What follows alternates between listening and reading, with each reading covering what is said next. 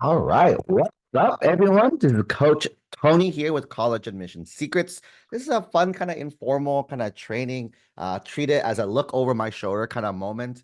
A lot of the things we hear a lot is, oh man, the app takes a long time. Oh man, the essays take a long time, and all that stuff. So I'm like, I don't think so. So I think I've done a training similar to this like for a few times now throughout the years. It's like, people think it's hard. I'm like, not really. So let me put my money where my mouth is. So the goal is let me see if I can um get through the app and get through the PIQs and get through some edits and see how it is. And if you're watching this live or you're watching this part of training, there will be like a second part very soon. If you're watching in the future, you probably have two parts if you're watching it live. Stay tuned for the second part. Second part is going to be in, I think, 2 weeks. 2 weeks from the recording of this video. I'm actually going to have Coach Art edit these, and so you guys can see the editing process as well too. So that's going to be super, super exciting as well. So let me go ahead and get started. So what we're going to do is UC workbook. Our team put together a workbook for Fabulous to use. So let me go ahead and share my screen, and you guys can take a peek at that. I think we are good. So this is the workbook that we have. So what I'm going to do is I'm going to just go file, make a copy. So you have a copy of the workbook, right? So I'll call this UC app workbook, Tony. I also recommend you do a last edit version so we know which one when this was last edited, right? Tony Lee. I'll be fancy. Coach Tony Lee, right? And make a copy. The cool thing about Workbook, literally, it's every single question on the UC app, just in a Google Doc. So the idea is once you're done, copy paste, copy paste, copy paste, copy paste, and you are good to go there. Okay. So I'll use Coach Tony Lee here, Coach Tony Lee here.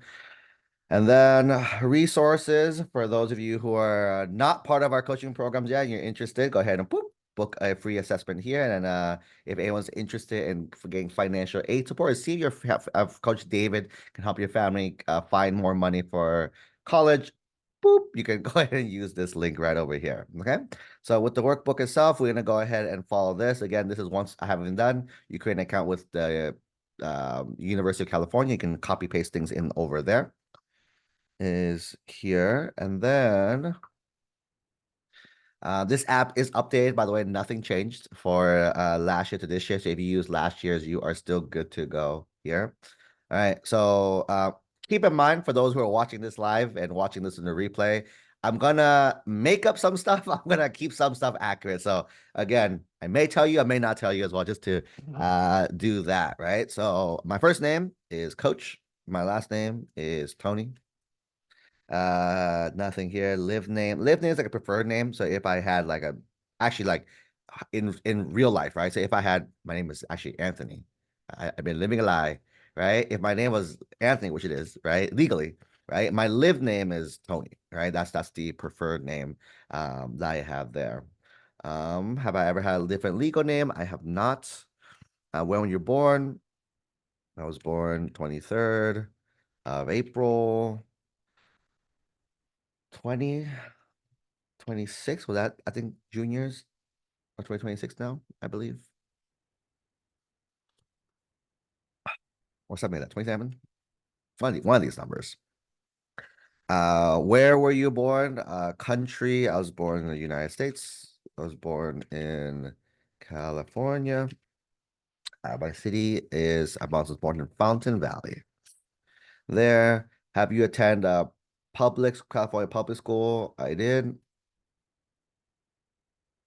What's your SSID number? I would have pulled up my transcripts and say, oh, look, there it is on the corner of my transcripts. 1, 2, 3, 1, 2, 3, 4, 5, 6, 7, 8, 9, 0. Checkbox, I check it to make sure it's good to go. All right. Next up, contact information, right? This is your permanent address where your parents' legal guardian lives. Country, United States. Address 1775 on Carmen Avenue. Apartment Suite 150. Um, Irvine, state is California, 92614. It is where we should send mail. Yes. If no, add a second address. What is your phone number? 714-988-3966. Pick one, home sale to sell. Um, Checkbox protect, check that. Alternate number, yes. Call 755-1234. That's a cell. That's my mom's number. Checkbox, pew, done there. Can we send information with UCs? Why not? Pew, check that as well. And I'm cool. I'm done with that. Next piece is citizenship. Um, Citizenship here. What's your country of citizenship? I am United States. Do you have a social? I do. My number is 555-55-5555. Are you an enrolled member of Alaskan tribe? No, no. Residency, would you have graduated from a high school? Me, yes. Would you have attended Catholic high school for 3 or more years? Yes, that's me. So we are good to go there. Um, Demographics. This section, by the way, does not get shared to the readers. The readers do not see this section. This is more for the data. So when you guys look up like breakdown of data, right? This shows actually the UC Berkeley demographic breakdown. um it is this page, right? So when you guys enter in the information, it goes to this page specifically. So that's the biggest thing here. Okay, so that's that. Awesome. Oops. So am I Latino? No, for me. Pew. What am I am I'm Vietnamese. Pew. There. And then describe yourself. I am a man. Heterosexual, straight. All right. Background. This now we go back to what they see at on your app, right? What I speak, learn to speak first. I think I learned Vietnamese first. My language, Vietnamese. My parents are immigrants, so that's a very that's pretty much all we spoke at the beginning. Learn more about yourself. I not married, no children, no foster, not military, none. I am none of the above applies to me. Are you dependent of the U.S. Veteran, U.S. military veteran, or service member? No is my answer. Household, do you live by yourself? No. Who lives with stuff? My parents. So my parents live with me. Uh, Income, and the income is gonna be I believe it's like last year or 2 years ago, so 2023. And then this, by the way, is not used for financial aid. So this is not going to give you FAFSA, grants, loans, work study. The only purpose of these two questions is to see if you qualify for the application fee waiver, right? So UCs, if you fall under a certain threshold, I think I can UC fee waiver.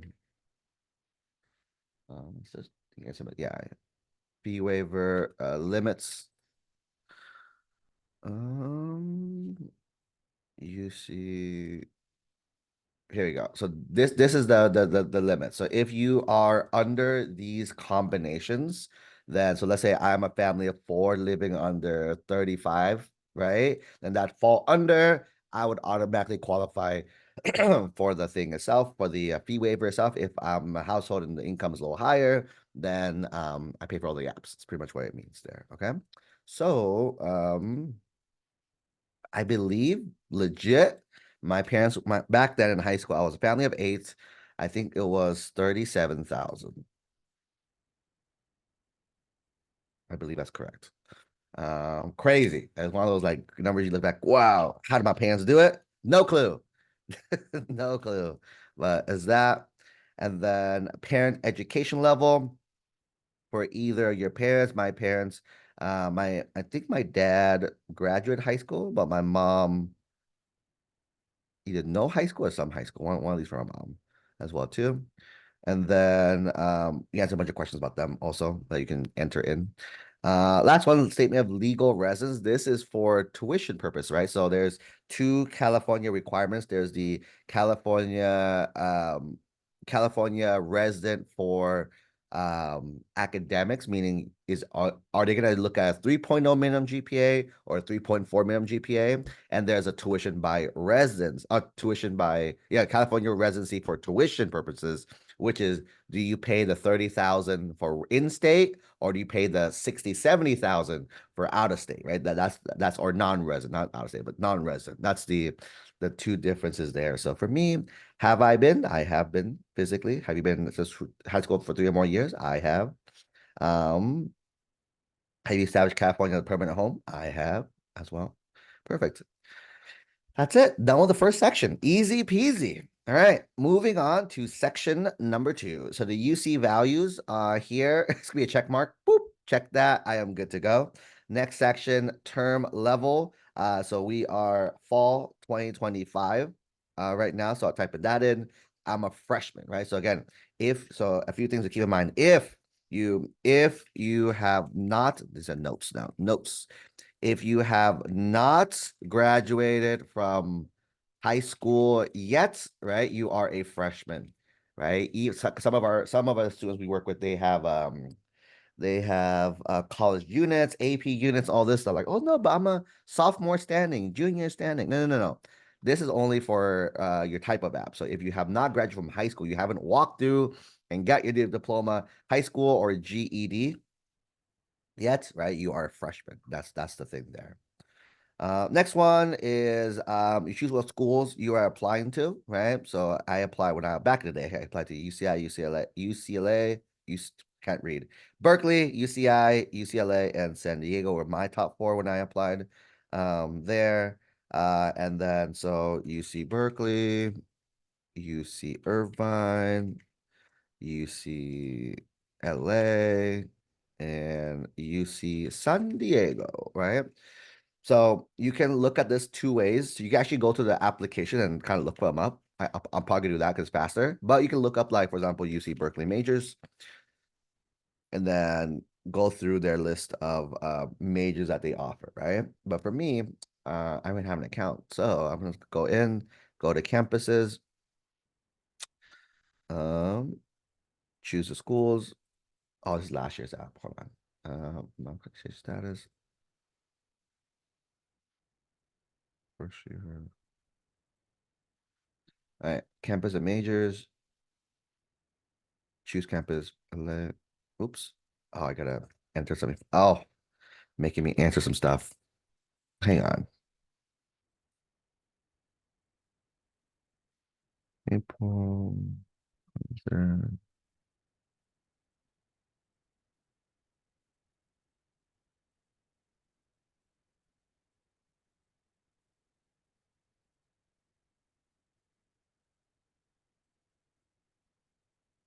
This wasn't the account that I used earlier. Uh, oh.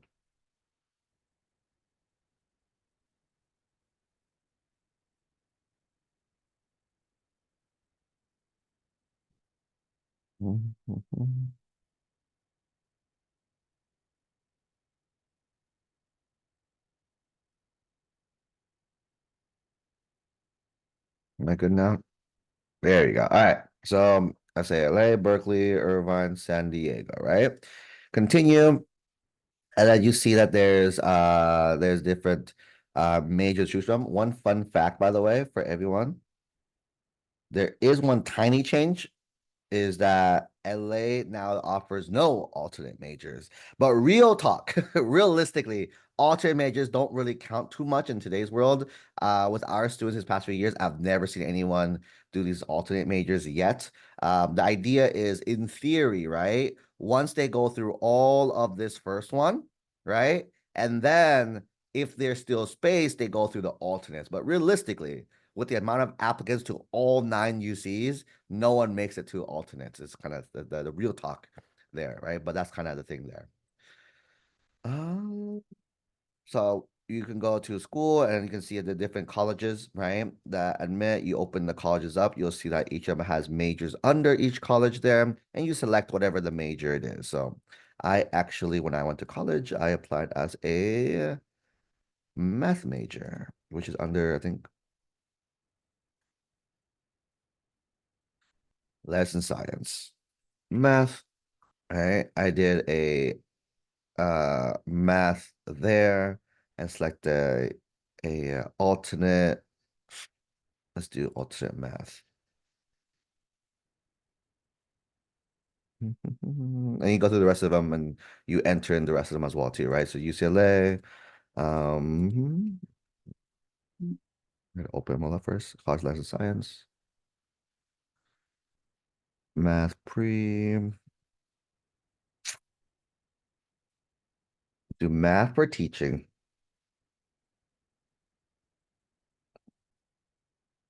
I actually went to college to be a teacher. No, that was the original goal.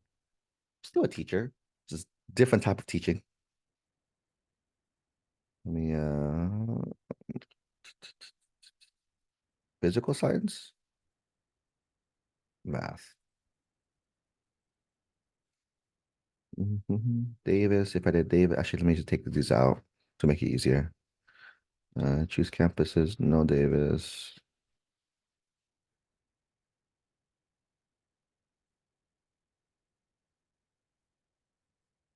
Then San Diego, physical sciences, math.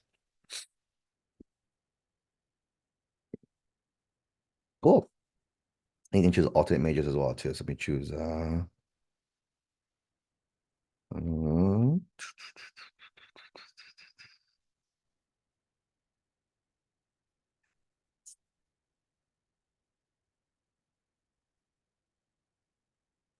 by math, right?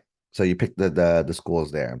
Something else is if you did select UC San Diego, you'll see that they'll let you rank your schools. Again, this doesn't play a huge role or at all in the admissions process. This is where you're gonna live. That's pretty much it. So you can sort it here. Keeping in mind also that these schools, based on these colleges, it'll have additional requirements for the schools themselves too. So like some of these will have, hey, take an extra class here, take an extra class there, for these type of these campuses. Cool. And so enter all those in.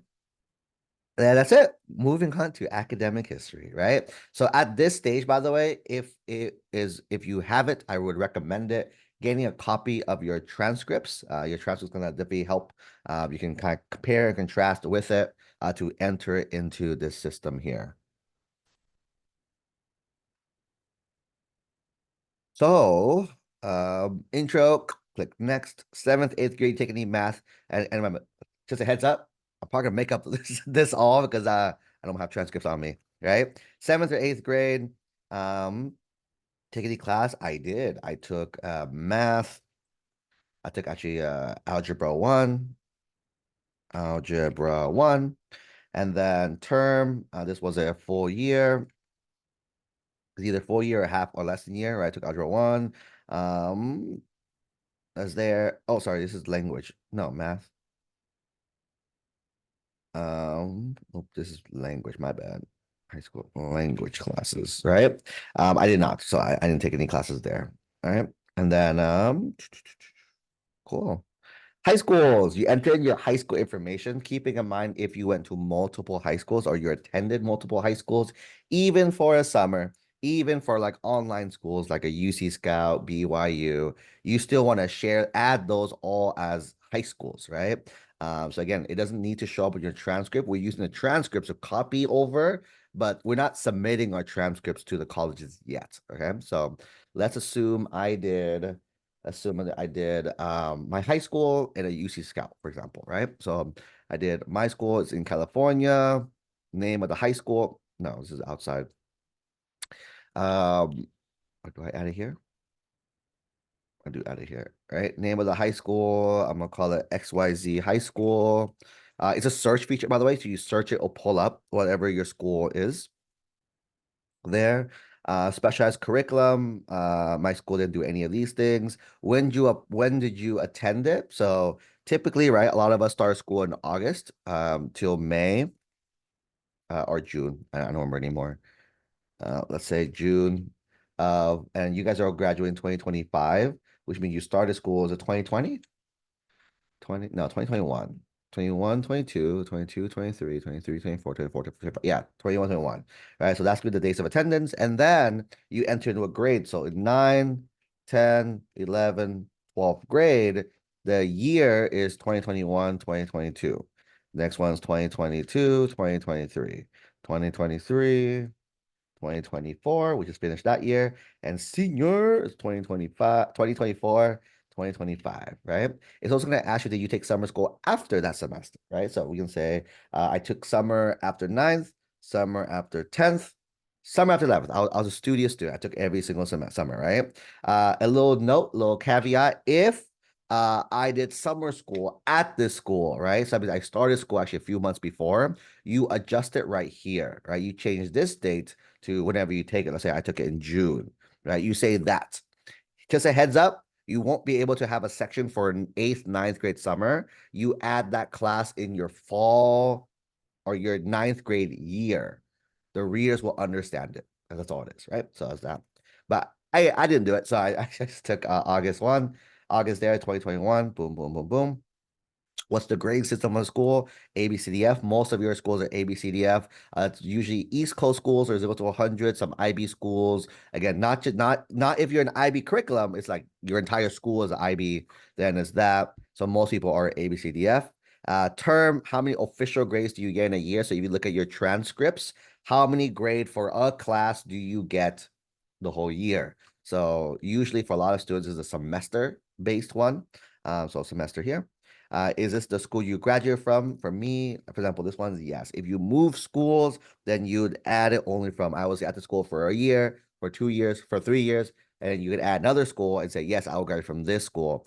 And it's going to ask you, cool, when are you going to graduate from? And so, or what degree you're going to graduate with? High school diploma is usually everyone's answer. Most people's answers. Some of you might get a GED, but a lot of you guys will get that. Okay. Next section is we have you kind of enter your grades in here just to keep track of them. You can go ahead and add it into your schedule, right? So keep in mind, you can use, because this is a workbook, you can use it to share all your classes, but keep in mind only the A through G courses will pop up on the actual UC app itself. That's the big difference here, right? So let me craft together a schedule for us. Let's say I was a math major, right? So I love math. So let me actually do my math schedule. I actually took I took algebra geometry ninth grade, I think, and I took summer after I took algebra 2. So that's also algebra 2. I think it counts for 10th grade. It goes to next year. It does. Algebra 2. Then I also took math analysis that year itself. Then I finished math at the high school. Then college, I took calculus 1 at the college. However, I'm not actually I'm gonna write down here because this is not where you put high school college classes, right? So I'm gonna add notes for myself, right? The 11th grade, oops,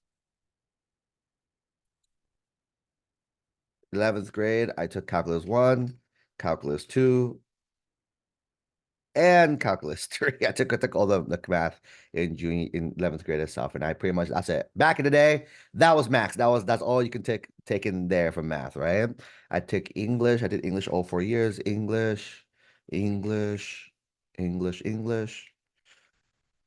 Mhm. Fun little fact, my school didn't offer any AP classes, so that's one of the fun facts about Coach Tony. I took what did I take? I took health freshman year, which doesn't show up by the way. This would not show up on your A through G's because health is a California requirement, not a UC requirement. But I did it. What else did I take? I took world history 10th grade, took US history 11th grade, took Gov Econ senior year. I did sciences. I took bio, chem, physics, I believe. And then language, I actually took it at the college level. So I did the high school, but I was at it, I think in 10th grade, I think. 10th grade, I took Vietnamese 1 and 2.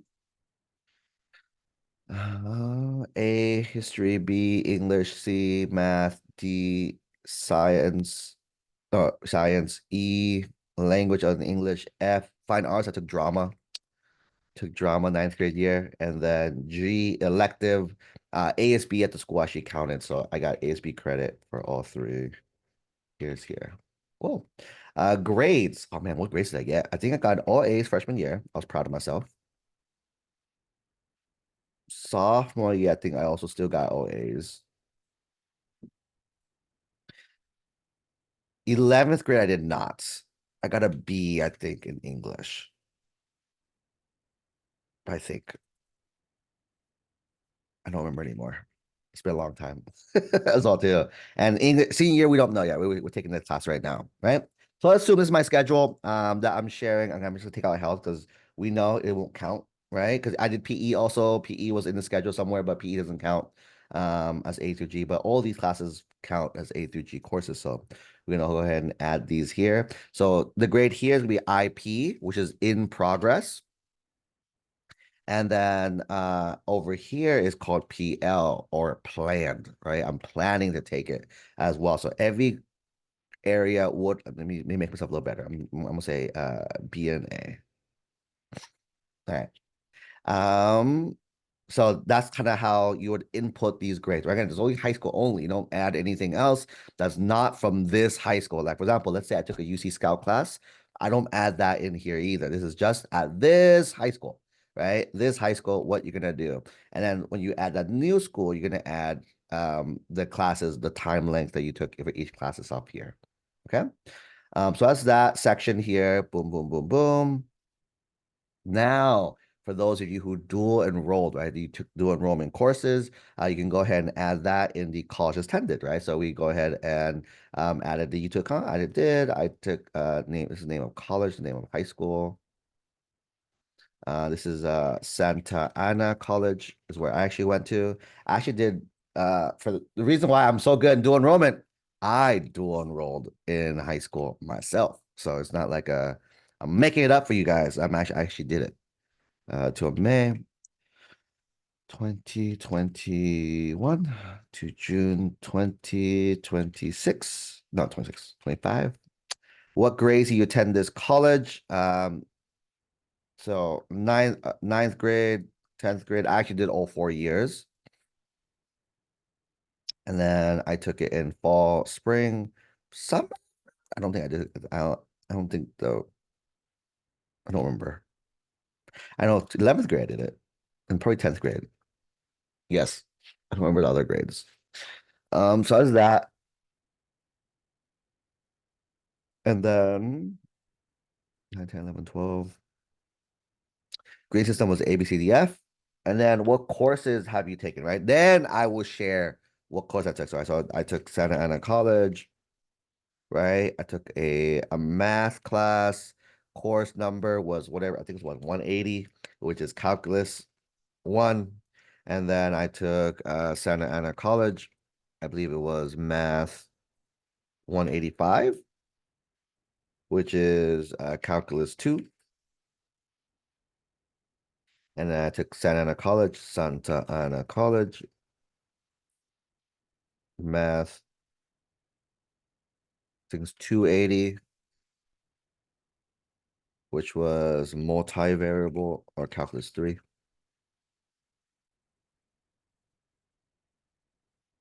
And I took a bunch more classes, right? So I'll share that as well too. I took like Vietnamese, Santa Ana College, department, Vietnamese, course number, I forgot, 100 maybe, I don't know. And as intro to Vietnamese. And you keep adding it, right? So I'd add all of my community. If you took more, which I did, took a lot more, kept adding these classes here as well. Okay. So that's that. And if again, if you went to multiple community colleges, like you took two community colleges, no worries. Go back here. It's going to ask you, did you go to another college? You say yes. You add the second college and you enter the information in there as well too. Okay. So I'm gonna go ahead and enter all that. Boop, boop, boop, boop, boop, boop. So again, if you have your transcripts for all the schools, it's very easy, right? You can go through and just copy. There's no thinking involved in this section. It's all just copy over, copy over, copy over, and this section is good to go. Next, there's an additional comments, right? So as of right now, I wouldn't work on this right now. I may work on it at the end of today, but let's see. What notes do I want to share? So basically, if I had to think, if I had to think about if I had to think about a reader, what would I want them to know per se? So I would say I went to a special high school, right? Special high school with dual enrollments. Is this I think I got C somewhere. I'm pretty sure I got C somewhere. So I may want to talk about the C I got. That's pretty much it. Yeah, those are the only like in terms of like standouty, right? Those are the things that I would talk about here. I'm taking notes right now because again, I'm not writing it yet. This don't write this right now. You want because again, some of these I actually might talk about in the essays or the PIQs, right? Or the essays, the PIQs. So I'm not going to talk about this right now, but just I'm just getting notes so I don't forget about them, right? So think of school, what did I do? Academically, anything that's a little odd. Basically, if I read your app, if a random stranger read the app would anything look funny, right? And if like, oh, what's that? Or like if it causes the reader to want to ask questions, you want to just tell them, right? That's basically it there. So I think that is that. Yep. That's it. So that's that. Moving on to test scores, right? So when it comes to test scores here, I'm gonna go. They take the actually for me, I took zero AP exams, but I'm assume now. Let's pretend I did. Pretend I did, right? So AP exams. Make sure you put the exams you're doing it and when you're planning to take it as well. So let's say I took the AP Calculus AB exam, right? I took it this past year. I took it in May, 2024, right? And then I got a score of 5. Right, awesome. And then when you let's say I'm planning taking it next year, so let's say I'm taking calculus BC, I'm gonna take it May 2025, right? The score is gonna be IP in progress, right? I should because plan in the future to take. And again, go through here, add all your AP exams that you're sharing to the UCs. Pro tip when it comes to here, pro tip is with the UCs in particular, does not hurt. No scores hurt you. So share as much as you can on here so they have some context, especially if you took the class. And again, it's one of those like, huh, right? Again, causing confusion, right? If you took a class but you didn't take the AP exam, why not? So share it. So and you can again use the academic comments to talk about it or something, right? So I would share all scores, right? Different advice though if you are different advice if you are it is brain fart. Lost my train of thought. Completely lost my train of thought. All right, we'll come back to it. We'll come back to it. Right. So AP exams here and IB again. For those of you doing IB exams, you can definitely do that as well too. Again, enter your exam when the score 1 through 7 here as well. English language proficiency. So something that people always bring up, like Coach Tony, they say ST, ACT score here. No, you do not sneak your score in this section, right? It's okay. This is depends on who you are, right? If you are in the US, if you're in the US, you do not do this section. You don't enter anything here, right? This is for anyone who's not you're not like a US citizen per se, meaning you are different country, different origin, so they want to make sure your English is good, right? Is all it is. So you share your score here is the biggest thing here. Okay. Again, for majority of our coaching families, I believe we may have like 1 or 2 international families, but for mostly everyone else, again, we skip a section completely. Um, International exam, again, if you did an international exam, you can share that in here as well. Boom. And then it's this exam stuff. And that's it. We are on our activities, right? So moving on again. So when it comes to the activities section itself, here's where it gets a little fun, right? So man, look at that. 36 minutes. We're already on activities. Let me go ahead and take a little. All right. I'm gonna pause the recording real quick.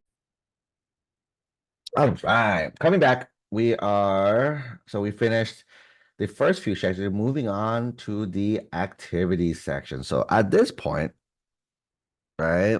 Activities right here. We want to share everything that we have done, right? So there's six different categories. Everything is self-reported, so you can self-report as much as you want here. But you see that they allow you to do from six different categories: awards or honors, an educational prep program, extracurricular activities, other coursework, volunteer community service, work experience. That's it. Those are the six categories. Do you have to fill all of them? No, right? So some of, like, for example, if you never worked, then you won't have anything in that section, right? Is the biggest thing, right? Don't feel like you have to fill up every section. Just share on you and who you are. That's gonna be the biggest thing here. Okay. So with this, um, how can we do this best? Let me just kind of rattle. I think either you can just make a whole list of them and kind of just cross check, right? Those of you with a resume, you can start cross checking yourself there. I'm just gonna start using half truths and half different things, right? So in terms of awards or honors, let me make a few copies of this because I have won a few awards or honors back in my day. Just kidding. I just maybe I have. Who knows, right? So the first thing I'm gonna say is was it the AP Distinguished Award? I was talking to a student yesterday who had it. AP Distinguished Award, that's a award there. I got principal's honor roll, principal honors roll at my school.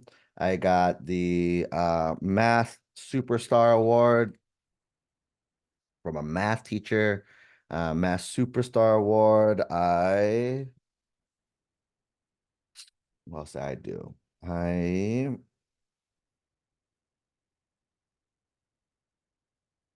mm,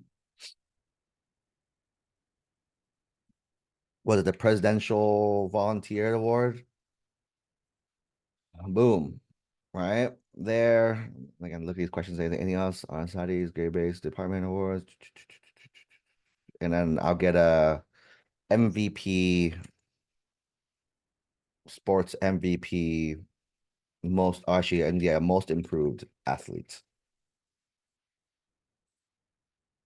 In Taekwondo, right? So that's that. Cool. Awesome. Next one, educational prep programs. Is there anything, again, there is a list. So if you go to the activity section, there is a list of, like, here's the educational prep programs out there, right? This list right here. Doesn't mean you have to select it as your list, but if you did it though, you can again freely add it on. So there's, like, popular ones I've seen a lot is Cosmos, EAOP, Mesa, the Puente program.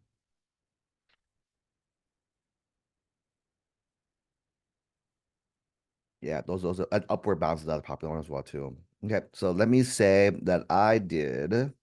No, don't make this up. This should be this should be accurate. I'm gonna make it up for the purpose of this app.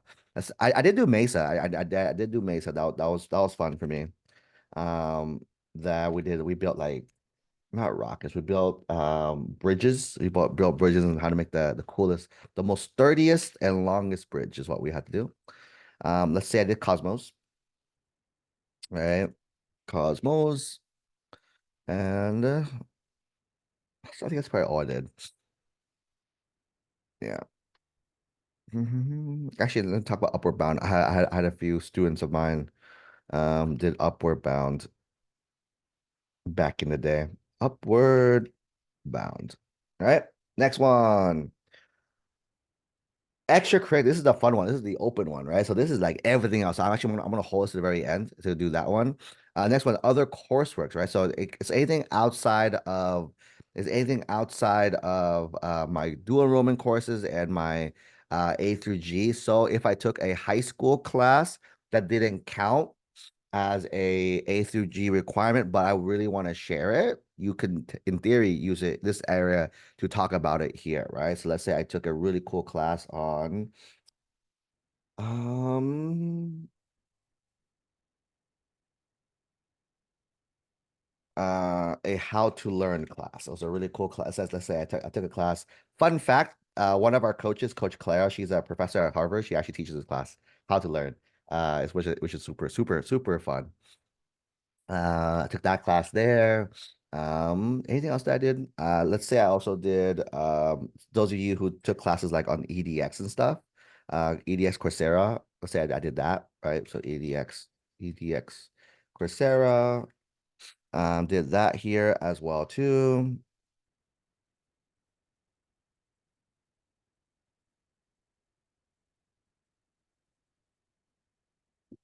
So what else? That's pretty much it. I think everything else I did was in my schoolwork. And again, I could probably come back and add, think of more, right? And that's gonna be the goal for us later on. Like, what else did we do, right? But for now, in my head, my noggin, that's all I got in my fictional 4 years back, right? Volunteers, did I do a volunteer? I did a lot of volunteering stuff as well too. So, um, I remember I helped what do you call it? Feeding the homeless, something. I did a little thing where every week I came and it was actually pretty cool. And I helped give food away. That was really awesome. What else did I do? I did the Explorers, but I think that would fall more under extracurricular than anything else. So let me put that under there. I did the Explorers program. Um, I also did I also did Boy Scouts. I also did Taekwondo. I also did um I also did what else did I do? At my school we had something called Gamers Club. Did that.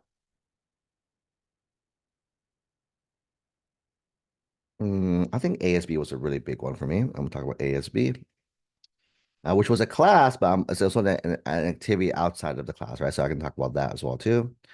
Um, Something else to think. I was also the oldest brother. Oldest brother, head of household. Oldest brother. Talk about it in a little bit, but those of you in the Asian cultures, the siblings play a big role in things. So I did a lot of that stuff. Jumping ahead really quick, I worked not for anybody. I had to work for myself. It was a self. I was a tutor. I was a tutor. Well, where did you work? Tutor, self-employed, right? Is that one? Then says a community service. I'm put the explorers again. Ooh, interesting. Why did I put it twice? Because I can split up that into two different topics I can talk about in particular, right? Is there let's see how many are we at now? Anything else? I also built websites. I remember doing that for a little bit, made like a few $100 that way. Um, Made websites. I also, okay, how many at now? One, two, three, four, five, six, 7, 8, 9, 10, 11, 12, 13, 14, 15, 16, 17, 18, 19. Wow, look at me. 20 activities so far. Beautiful. Again, they may change. I might like, oh, let me try more sims. But for now, let's leave it as is, right? So what I'm gonna do now is I'm gonna answer the rest of the questions, right? Of everything that I'm asked to do. So I'm gonna go ahead and AP, I think this was a school award. I think it's a school award. I don't know actually know what award. Is it national award, maybe? National award. Let me Google it. Oh, looks like it is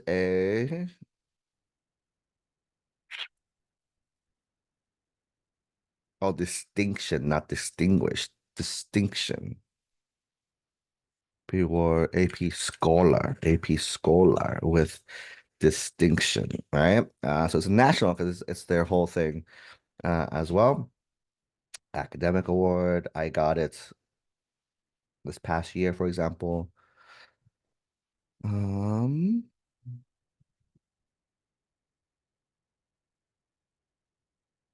and then what are the eligibilities for this award? And then this is what you can answer these questions right here, right? How are recipients chosen?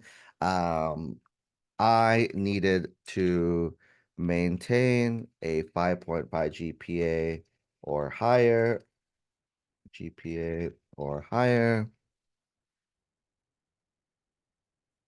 No, no, maintain a 3.0. No, this is wrong.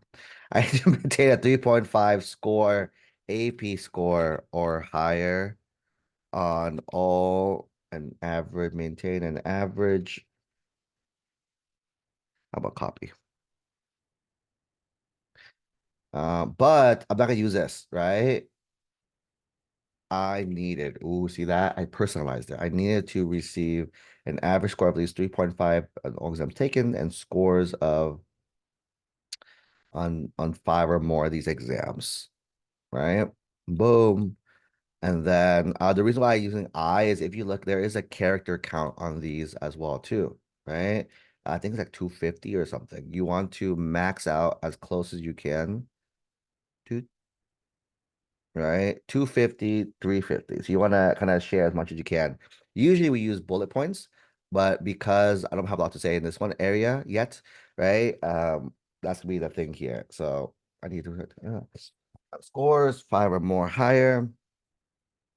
And then what you to achieve this award, people just say, oh, I got 3 points. No, no, no. Knowing I wasn't a strong test taker, I spent an additional hour each day during AP exam prep to prepare myself for the exam. Ooh,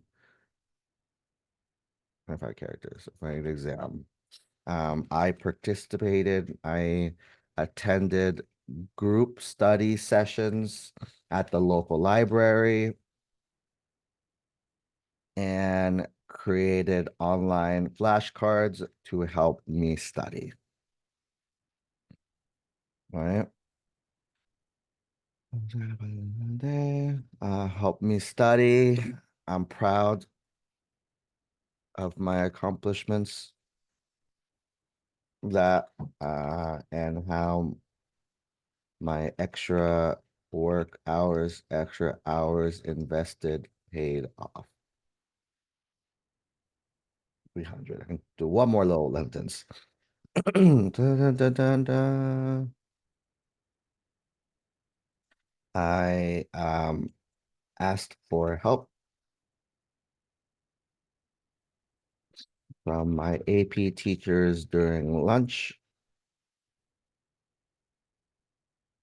In addition, I attended blah, blah, blah. Ooh, I'm over now. I I asked my teacher. I also attended. I asked for help from my teachers and also attended group study at local library. I create online flashcards to help me study. I'm proud of my accomplishment. I'm proud of my scores and how my extra hours invested paid off. Boom! How good is that? I needed to receive an average score of 3.5 on all exams taken and scores of three or more higher. Mhm. And then you can find the rest of it. How many students? So I'm looking like how many students, right? We well approximately about 10 to 15% of all students who take the AP exams will receive this award. Two nines. This award puts me at the top 10 to 15 of also who takes exams. Ooh, look at that. 209, one more sentence. How many sentences word? Is there application I'm gonna need?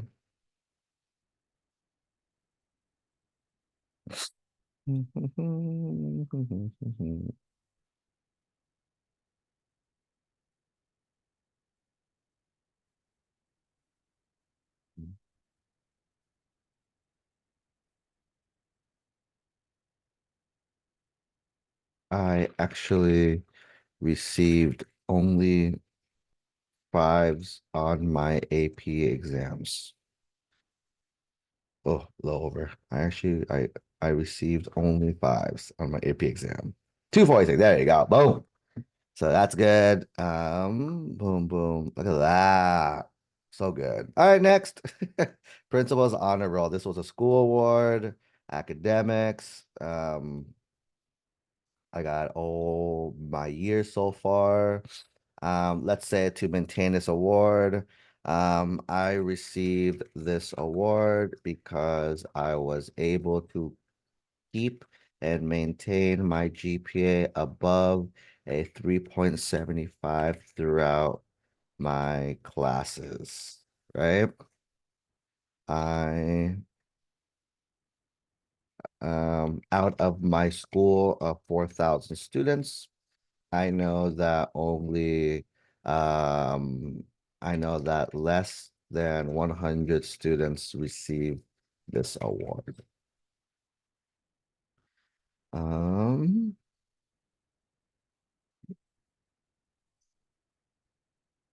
3.75 throughout all of my classes out of my school of 4,000 students. I know that less than 100 students is award, making me stand at the top calculator, top 2%, top 3% of my class, of my school, not in class. Ooh, look at that. So good, so good, so good. Next one. What you to achieve this award? Um,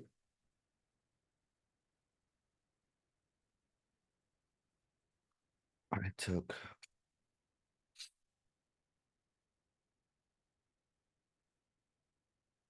I'm proud.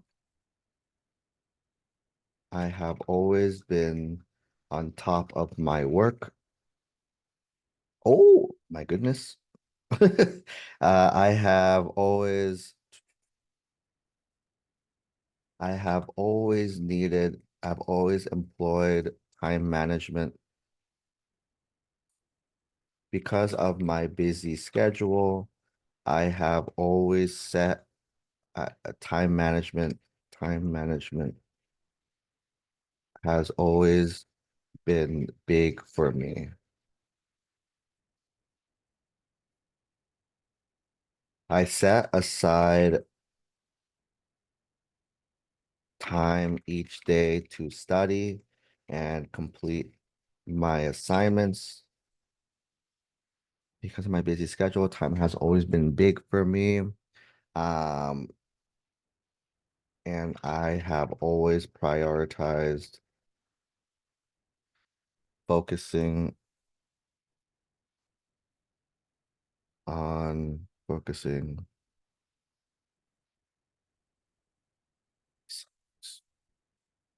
time for me. Math has always come easy, but I have spent a lot more time in my other areas to succeed. Boom.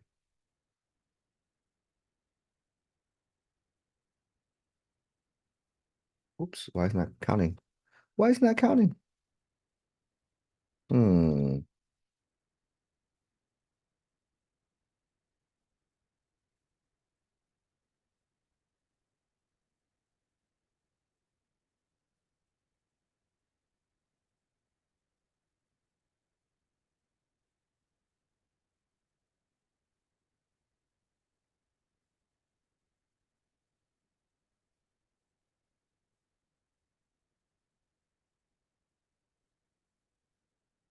and juggling multiple roles and juggling multiple roles.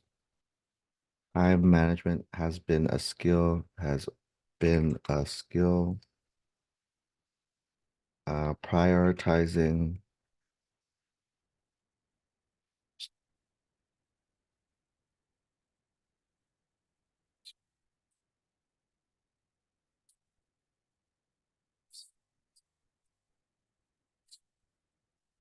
me grow my time management skills.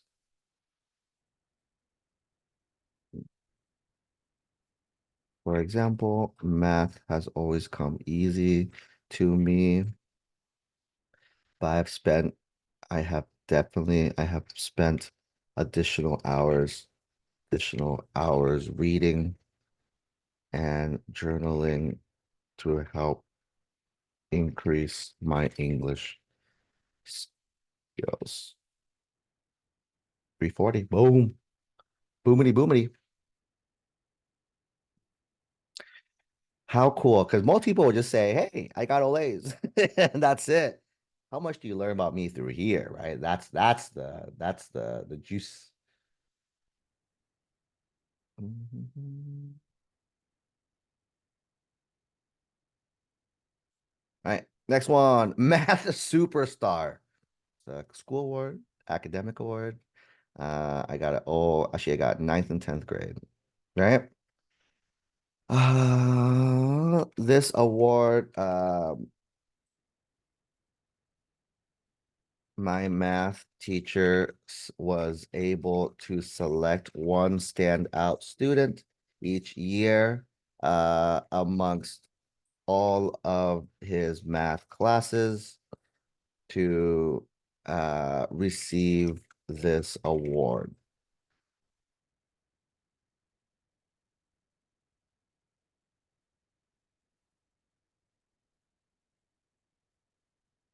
Receive this award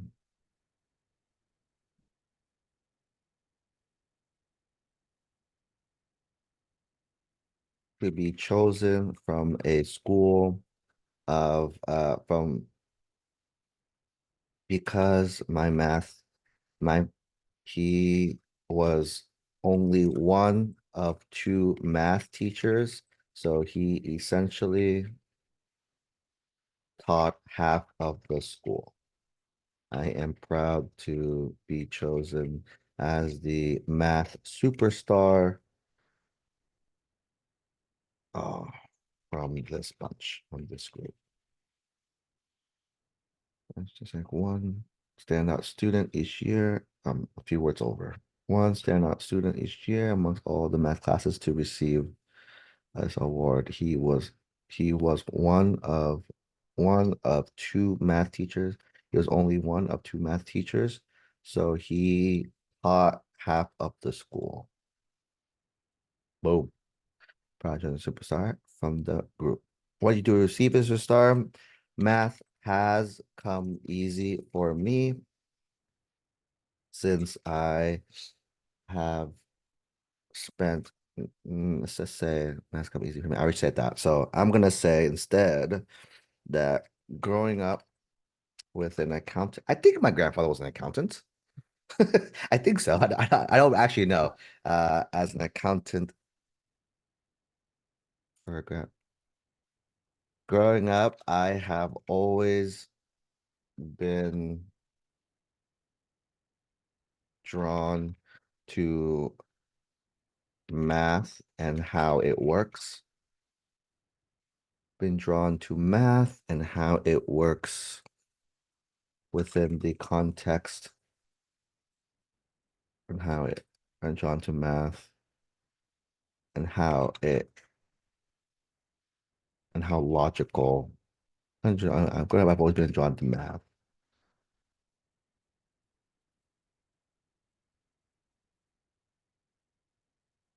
Actually, let me answer the question first. Is kind of the big talking point, right? So to answer the question first, I was um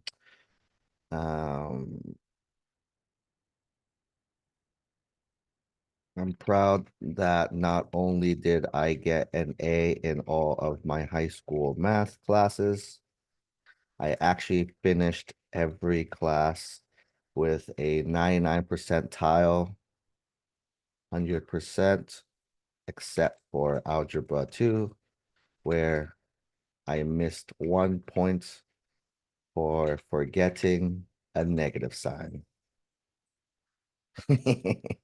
which is actually very true. That is super accurate.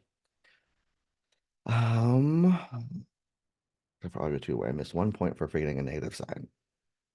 Um, coming from a growing up, I've always wanted to push. Always been good with math, time tests, difficult problems. So I saw this as a another testament to my affinity for this subject. Boom. All right, next one. President's Volunteering Award. What is this? I think it's national too. I'm assuming based on the president. Volunteer Service Award. Service Award, right? This is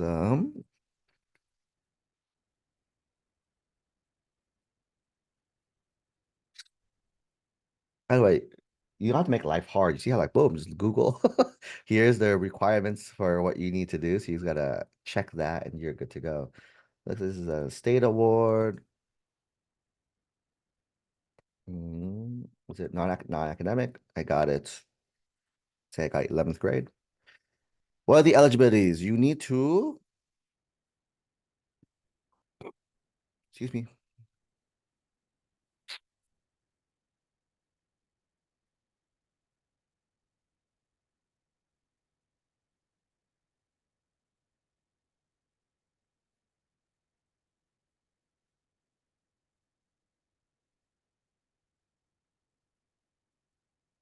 Oh, it's hours within a certain year. Ah, I should have gotten this one. All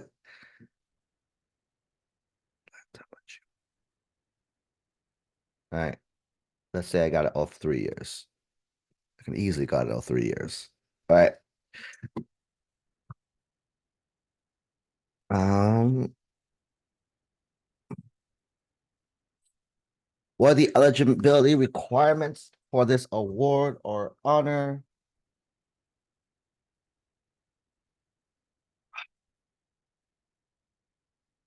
I I met the specific requirements,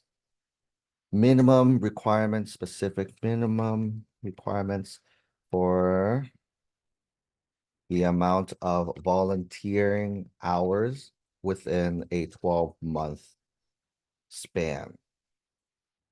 Bronze, 100, silver, 175, gold, 250.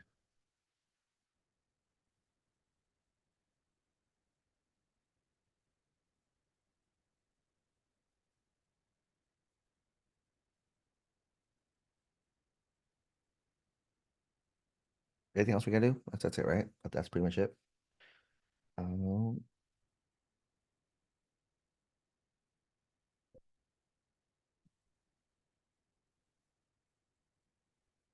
I received bronze in ninth grade and silver in 10th and gold in 11th grade.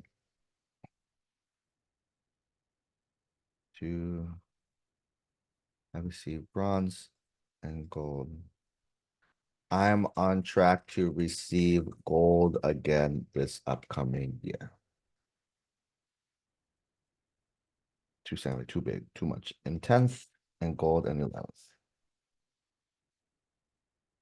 260, still too big. Bronze, 100 plus. I met the specific requirements for the amount of volunteering hours. Oh, still too much. I met this one within a 12-month span.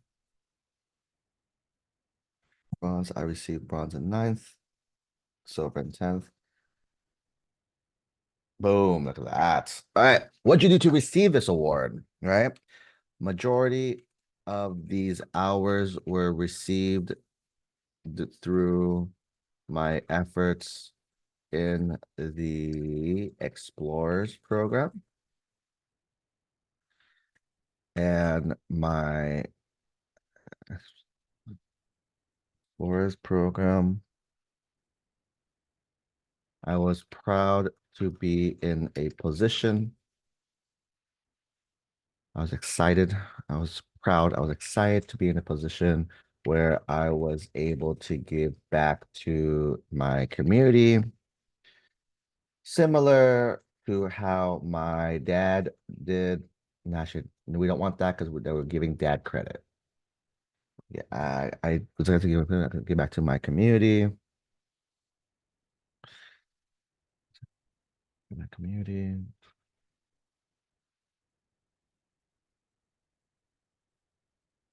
My, every weekend, I should just I'm gonna talk about what I talk about over there in the Explore program. So I'm going to do that here. Give back to my communities. What did you do for the multiple competitions? I might as well. Every weekend, I was usually at some community events throughout the county fairs, um, marathons, or community functions.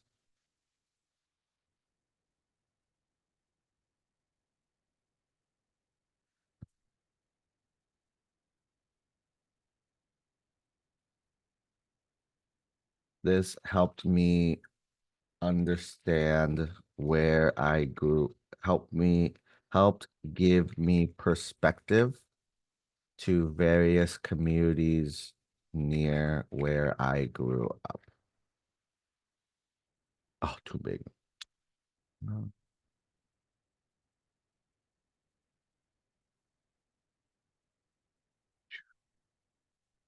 Boom, look at that. All right, next one, most improved athlete, Taekwondo. This was I'll say city, right? Non-academic. I got it in 10th grade. What the eligibility for this requirement? This was selected by the instructors of the martial arts school based on the performance on various testing cycles. Uh, Performance on testing cycles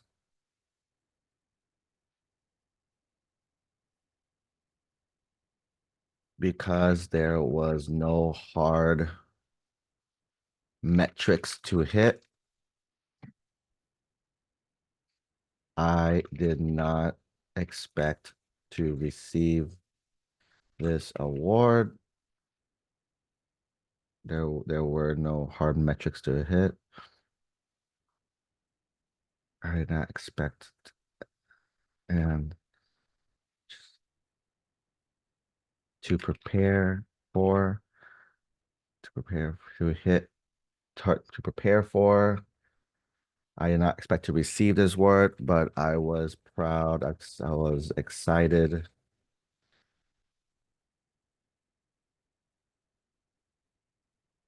to receive. I was excited to be recognized in front of my peers. Ooh, I was excited to be on various testing cycles, on test during testing cycles, on during testing cycles. Because there were no hard metrics. I did not expect to receive this award, but I was excited to be recognized, and I was excited. This period, I was excited to be around friends. All right. I want you to receive this award or honor. While it was unexpected, right? I did put in a lot of work. Being the smallest student amongst my peers, I was often overlooked and often the literal kicking bag of the team. However, I did not want others to see me this way. I stayed after each class to practice an extra with the instructors so I can improve my confidence, my skills, and confidence.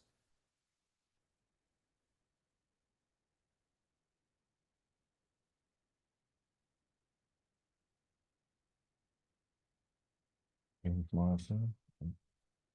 didn't want others to see me this way. I stayed after each class to practice extra and on this last testing cycle, I was able to score points that I normally would not have. Ah, too much. Being a sponsor, I was overlooked and often the literal kicking bag of the team. However, I did not. I stayed after each class to practice with the instructors, so I can improve my skills and confidence on this last test. I was able to score points that I normally would not have. Boom. All right, next one, Mesa. All right, so Mesa, I get to describe the program itself, right? So Mesa is the math, engineering, science, something. Math, engineering, science, math, engineering, achievements is what Mesa is.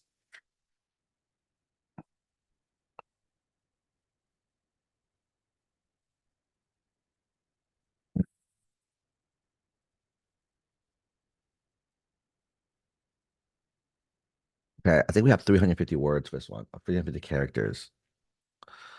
Extracurricular program, 350 characters. All right, let's say I was at Mesa for ninth, 10th, 11th grade, and 12th grade, for example. And then I spent, let's say 2 hours a week, all for 2 weeks a year. And then, by the way, I'm gonna totally butcher this. So if you're in Mesa, apologies ahead of time as well, too, right? Being the oldest in my family, right, I did have a lot of role models into exploring career interests.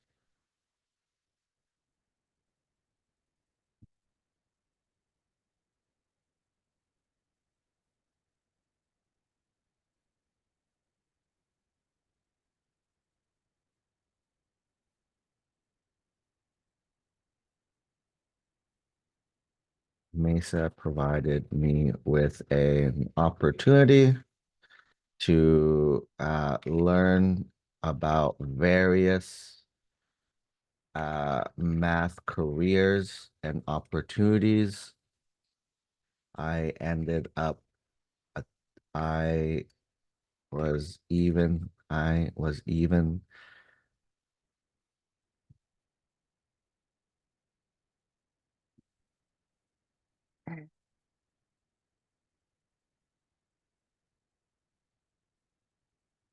from immigrants.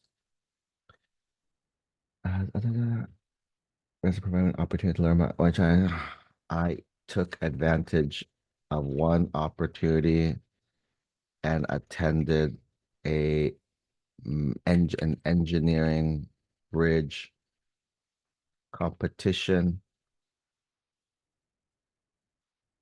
and won first place.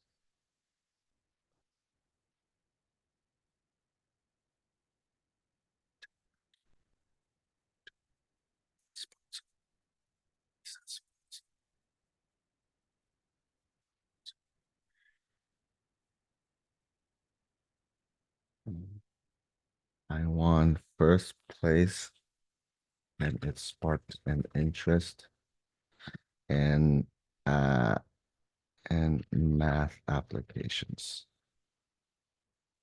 Oh, too many, too many, too many. I won first place. Makes a sponge engineering competition.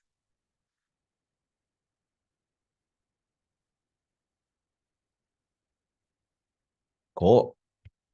Cosmos. Where'd I learn? Where'd I learn? Cosmos. You see Cosmos.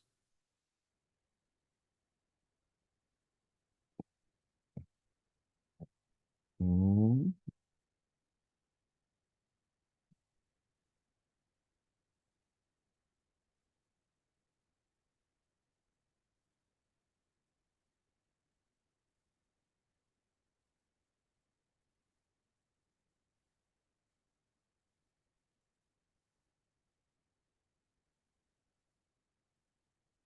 Where are the topics?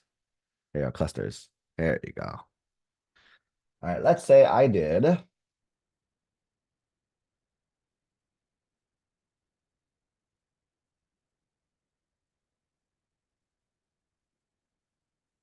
Hmm.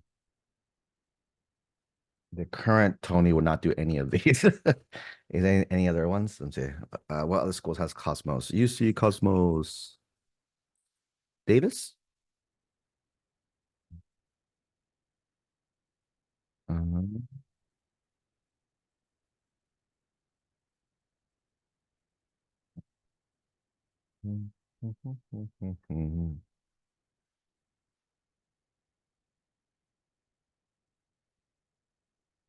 The Internet of Things. That sounds cool. Machine learning sounds cool. UCI topics are very boring to me. Very bio-y stuff. Music technology, that sounds cool. Computer video game programming, that's cool as well too. Oh, Sandy got a lot of really fun ones. LA, no, LA's boring. Santa Cruz. Santa Cruz not no, it's not bad either. Cool. Okay, I'm gonna assuming assuming now I did one of these. Internet of Things, machine learning.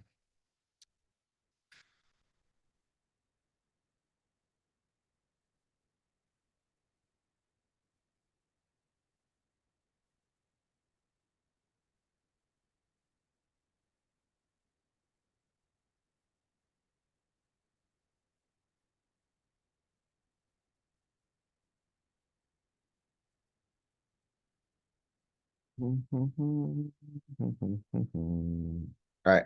Let's say, actually, I'm gonna get rid of Cosmos. It's too hard. I don't want to butcher it on people. Let me make up something that I was thinking of right now. Let me say that because we teach a lot about virtual clubs. Let's say one of the extracurriculars I did, right? Was I'm gonna get rid of upward bound too, right? Let me say, for example, one of my extracurriculars, I'm gonna do uh a virtual club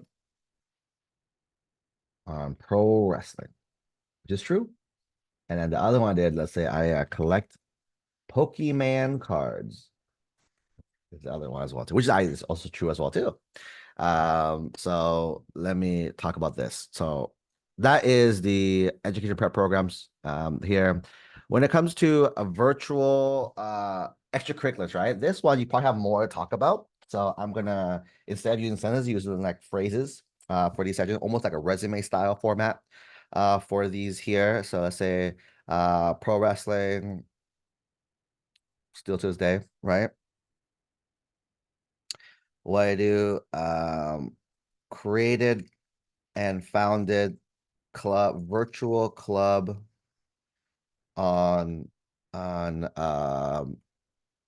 pro wrestling, uh on pro wrestling enthusiast,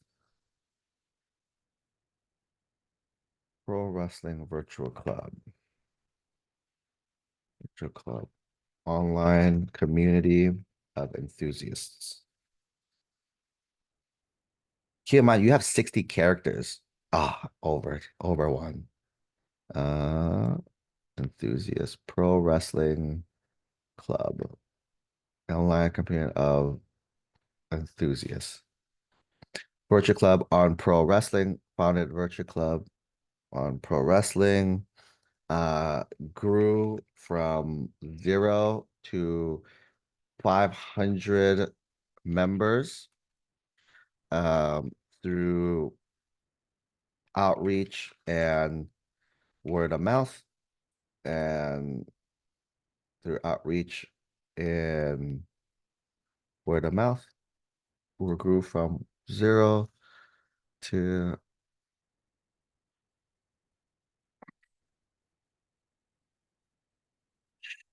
shared weekly analysis of pro wrestling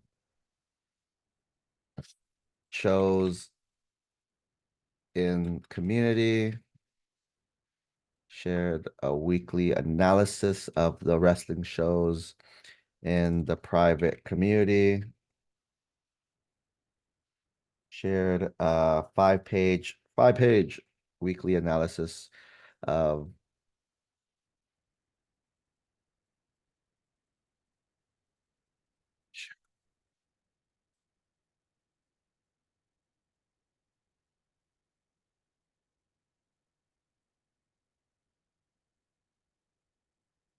started from a love of started from a love of pro wrestling from my grandmother.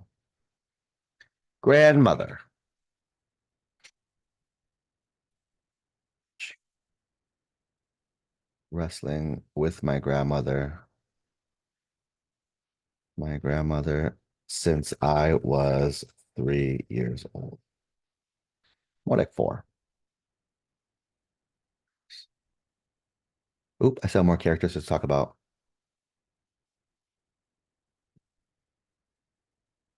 Started from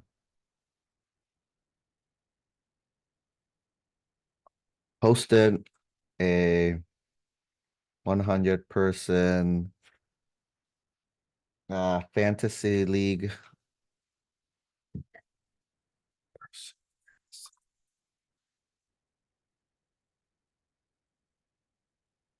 Hosted and with $1,000 raised to charity. Boom, 350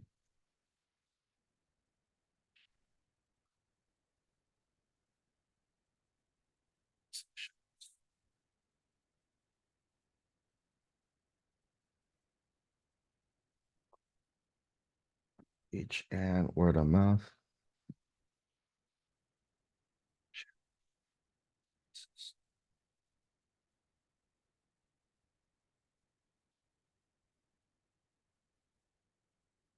Yeah, this one I said took a lot of my time. Five. The shows each week was 2 hours a week, two, 8, 10 hours a week, 52 weeks. Boom. Next one, collecting Pokemon cards. Collecting Pokemon cards. What you do? Currently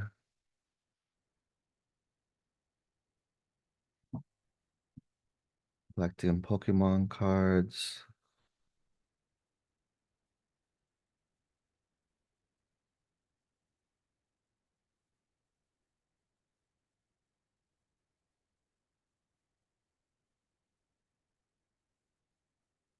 What do I do? Collects Pokemon card sets.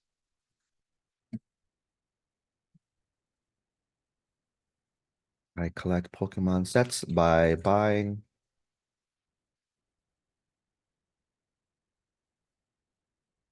collecting Pokemon cards, and reselling. Collecting and reselling Pokemon cards.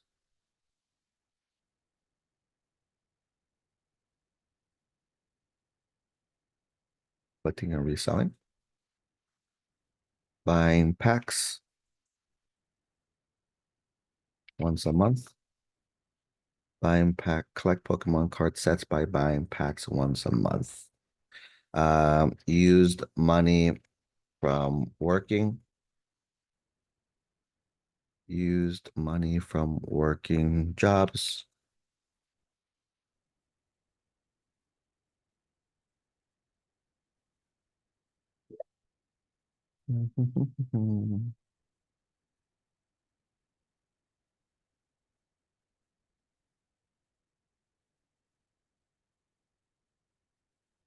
Resold rare cards, resold rare cards, and made profits of 10 to 200% off each card, which is true.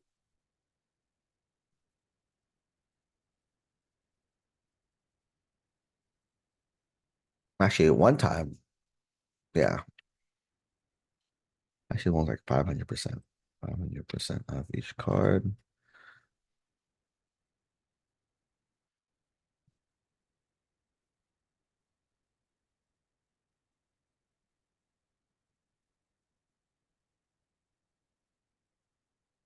Collected Pokemon cards, sets by buying packs once a month. Resold rare cards, bought new cards, bought new cards with this profit.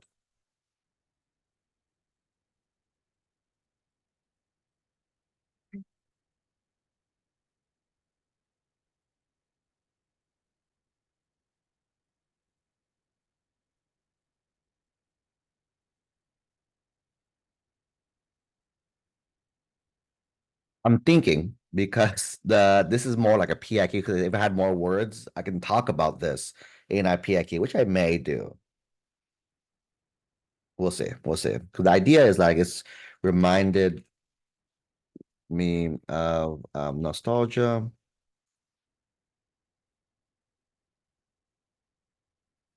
growing up and watching Pokemon, but not being able to afford these cards. Nostalgia growing up.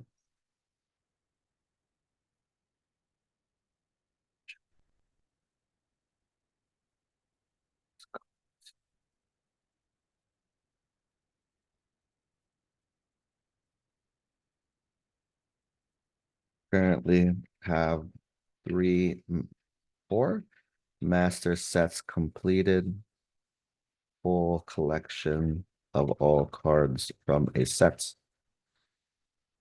for master resold.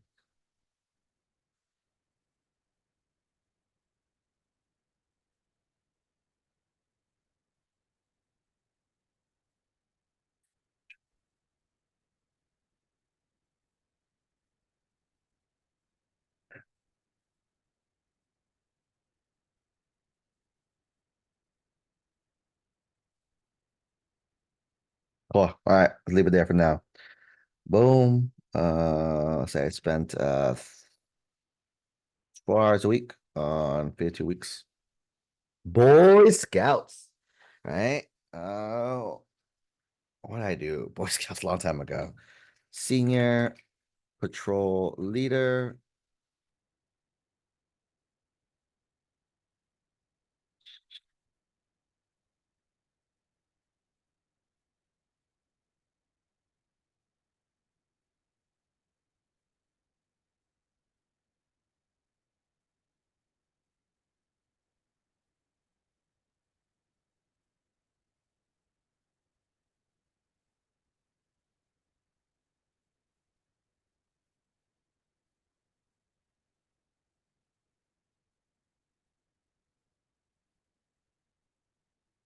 Hmm.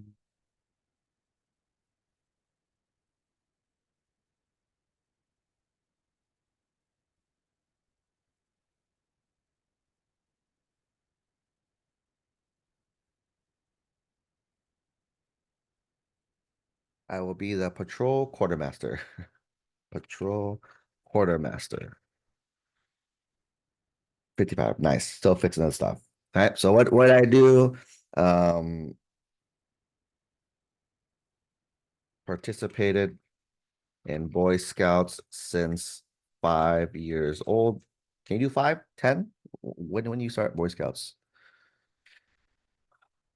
When do you start Boy Scouts? 10, at least 10. So it can't be 5. 10 years old. I think I realistically started 8th grade. I think so.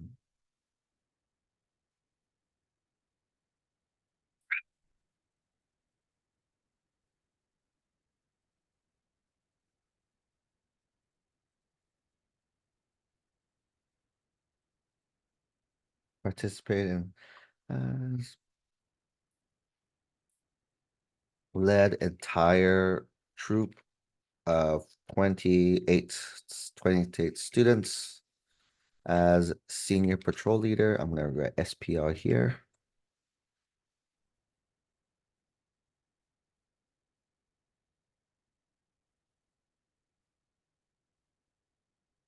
Ooh, I'm over now. Senior patrol leader and patrol quartermaster. Boy Scouts and quartermaster. QM. Why did I do this? I can now use these acronyms down here as SPL, led entire troop, led entire troop, hosted meetings, and led entire troop, led hosted meetings, hosted weekly meetings, and coordinated events with adults. Um, and then kept of inventory of quartermaster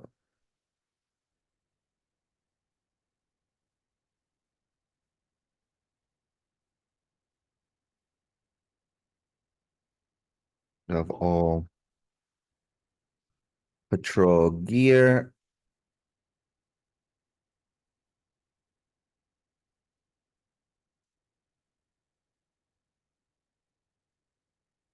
and ensured that everyone that camping trips were a success as QM. Participated in Boy Scouts since I was 10. I also competed in Jamboree annual competition. Jamboree, is it competition? Jamboree? Sounds familiar. Jamboree. Boy Scouts competition.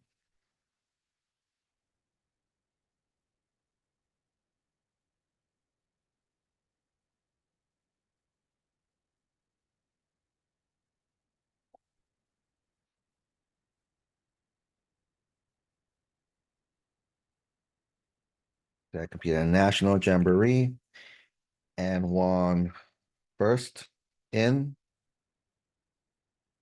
knot time, which actually is not false. Is that that's actually true? 305.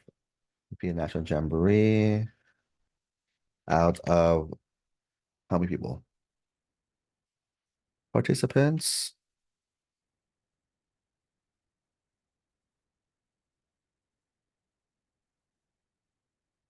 How many Scouts Jamboree?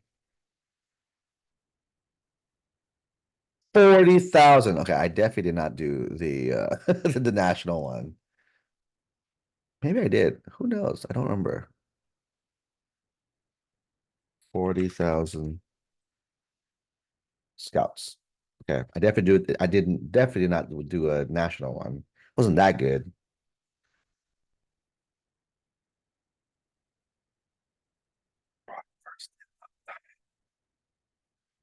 So I was 10 years old. Nice. So boom, boom, boom, boom. On track. Oops. On track for Eagle Scouts. Oh, on track for Eagle Scouts. Participated in Scouts since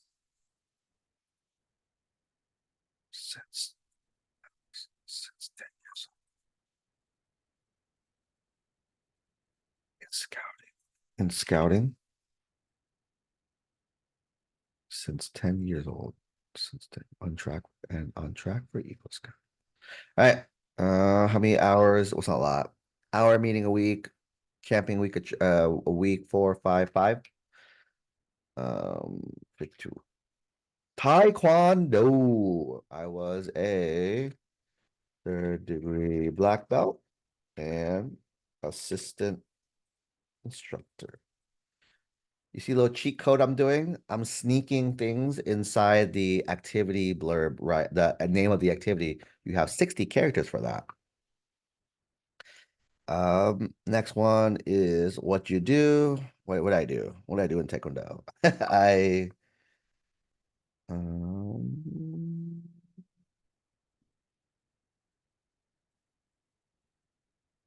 led classes of 20 students. I finally lead the class. I was assisted classes of 20 plus students. Um, started Taekwondo, started since I was 3 years old, which is that's super true. By the way, I have pictures of me when I was a little wee lad doing this since when I was 3 years old, on track for fourth degree black belt. On track for in December.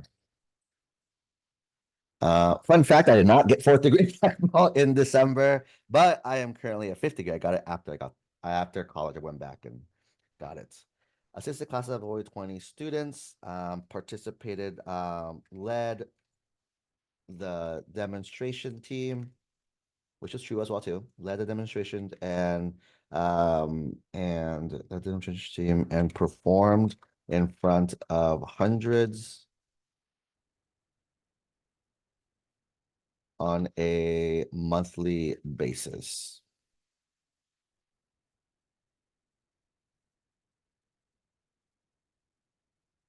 Daily. This is because of 25 daily,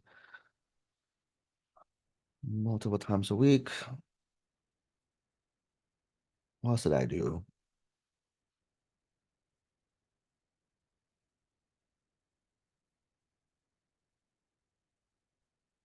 I assisted classes. I led a demonstration team back then.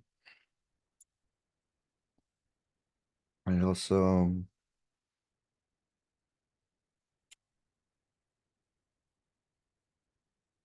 I also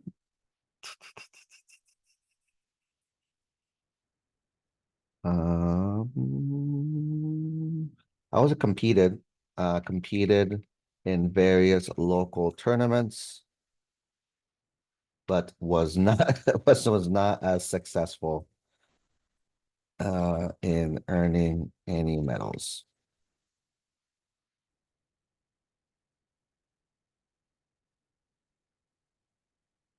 I think I got bronze, but only received bronze as highest award. Actually, no, I lie. Go back. Various tournaments. Won third,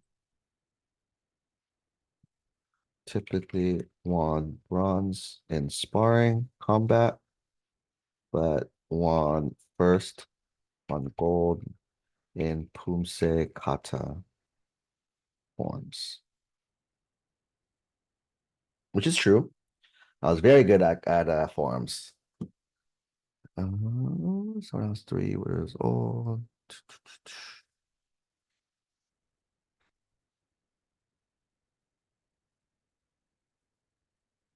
quarterly.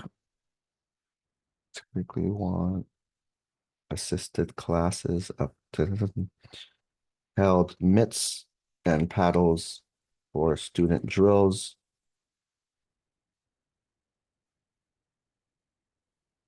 Ooh, too much. Typically led assistant classes of 20 students daily on a daily basis. On daily basis.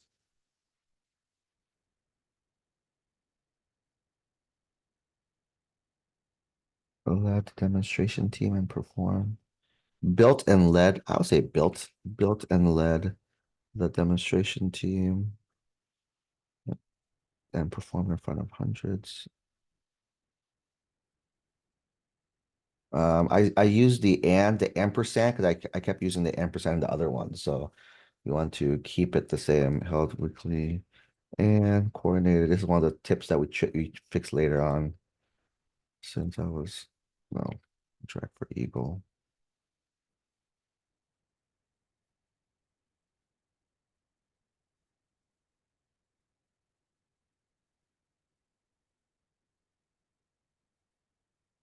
Yeah, there. It is a lot. 2 hours, 2, 4, 6, maybe 8 hours a week, 52 again as well too, all year round. Did this all the time. All the time. Explorers program. This was a fun one. Explorers program. Again, I'm talking about this twice, right? I meant to talk about this twice. This one, let's talk about. I was lieutenant, corporal, sergeant. I was sergeant. Sergeant rank. Mm,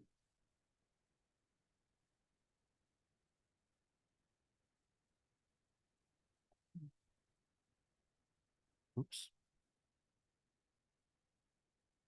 Explorers. How do you explain explorers? Explorers program police.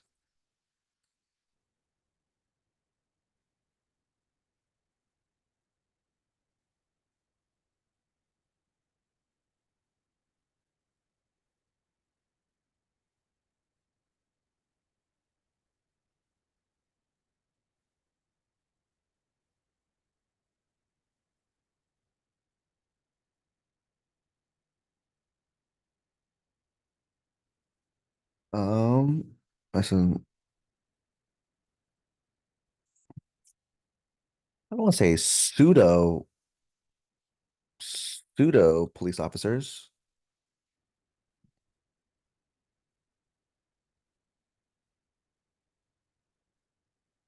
Here's what I did. I did the explorers program.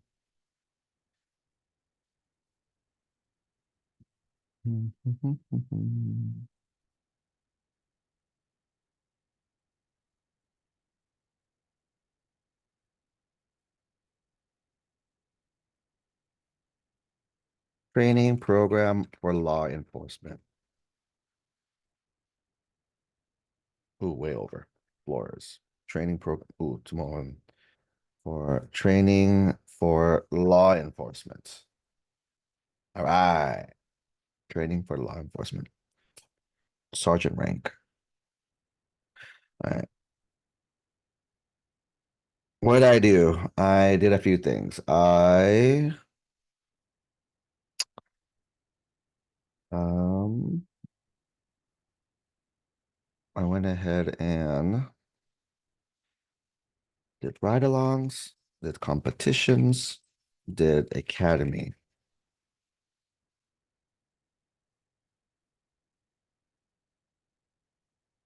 Okay. So what I did was I completed 4-day boot camp academy,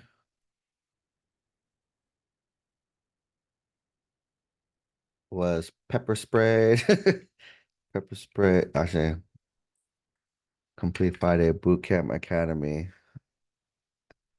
ran by drill sergeants, which is true. Run by drill sergeants. Dun, dun, dun, dun, dun.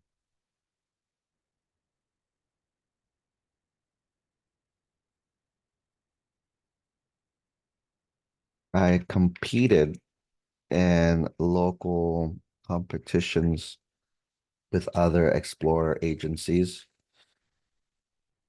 Um, Won first in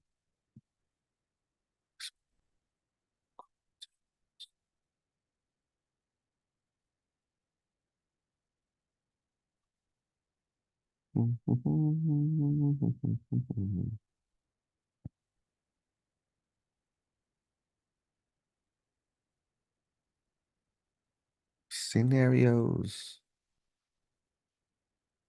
information form, SCEA.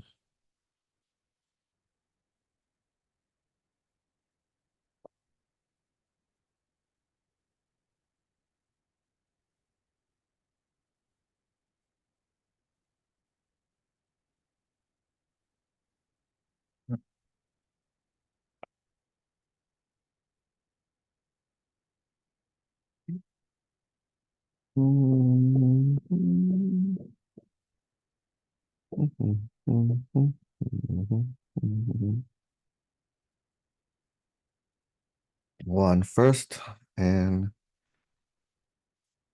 what do you call it? Felony car stops and felony car stops. I remember that. That was fun.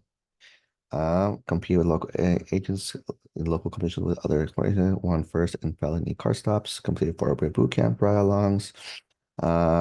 Participated in ride-alongs with local police officers with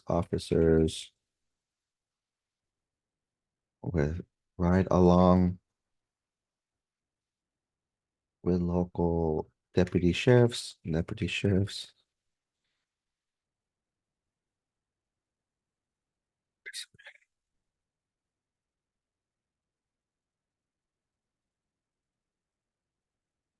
assistant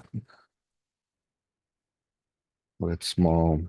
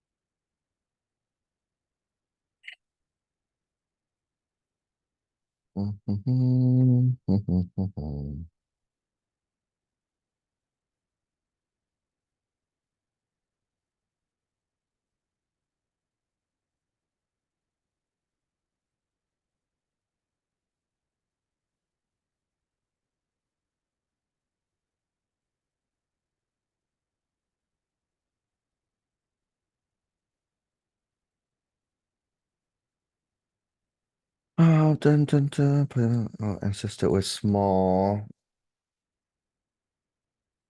I don't know how to say it nicely without being weird. I completed 4-day boot camp and the ride along.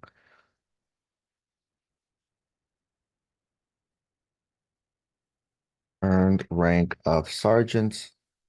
Earned sergeant rank by completion of tests and of both physical and written exams. Second highest in division. Second highest in division.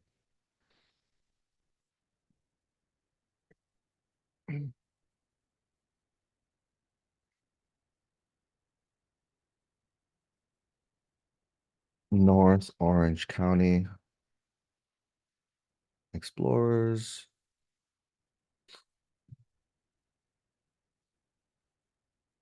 North Orange County Explorers training for law enforcement.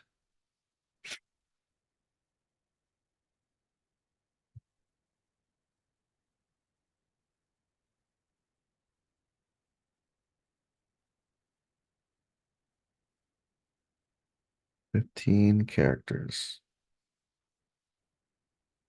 North law enforcement explorers. Law enforcement explorers. Sergeants. Earn sergeant rank seconds division.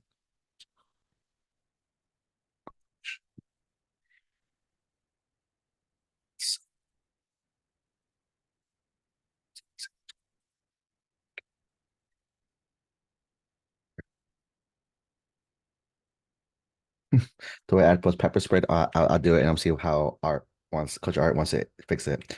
Was pepper sprayed? Was pepper sprayed?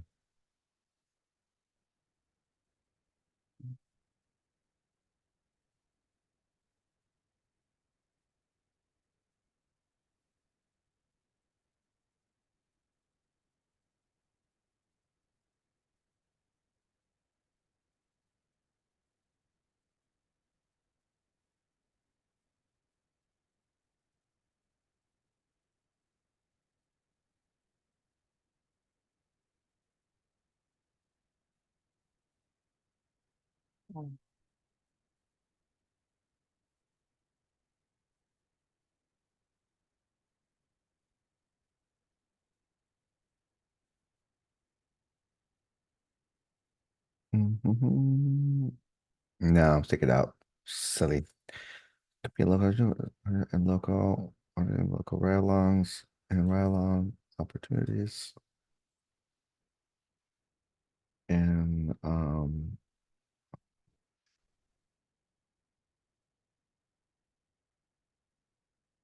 all right, let's leave it there for now. I was actually in there all 4 years.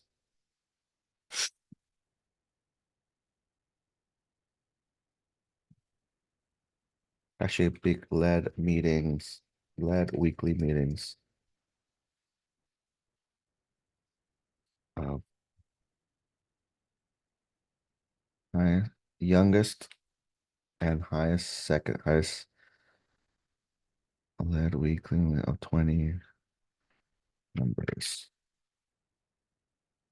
View.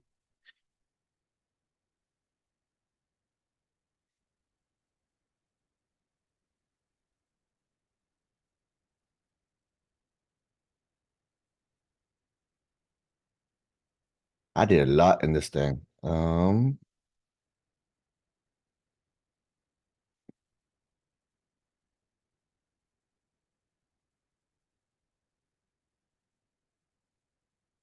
I did it all year round. Mm. Does volunteering ask for hours? It does. All right, so don't count those hours. Two, say three, 4 hours a week of this. Gamers Club. Hmm.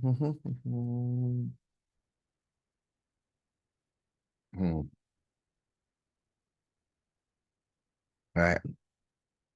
I am going to try to do one more and I'm going to jump over to the PIQs, I think, and we'll come back to this afterwards as well. Let me actually just give little bullet points for each one so I know what to talk about later on as well too. What'd you do? I founded Gamers Club, grew to I think 20 members at the school, which was the largest at the time.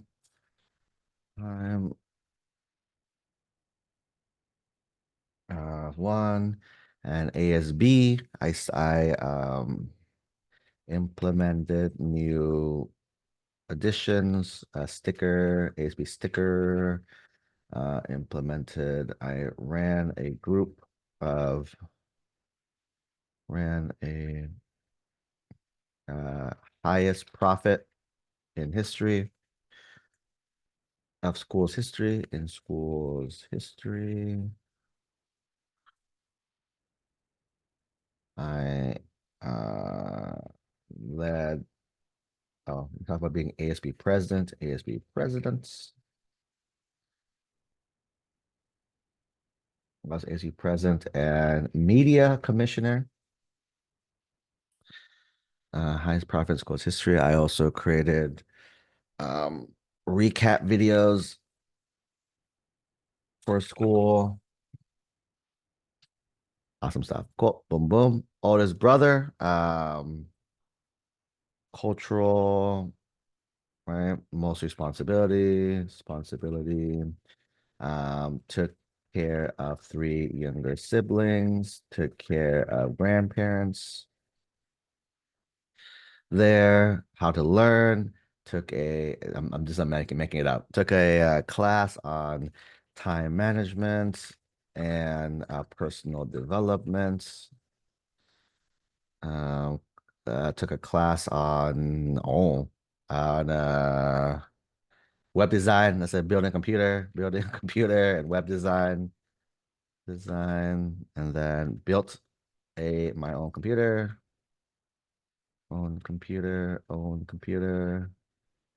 and built websites for self and others. Feeding the homeless. This was I think it's ran by the church, ran by church.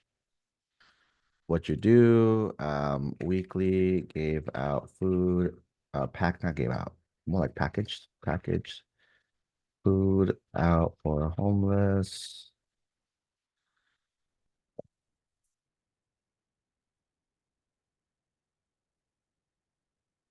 There, talking about that. Explorers. The group is a law enforcement volunteer.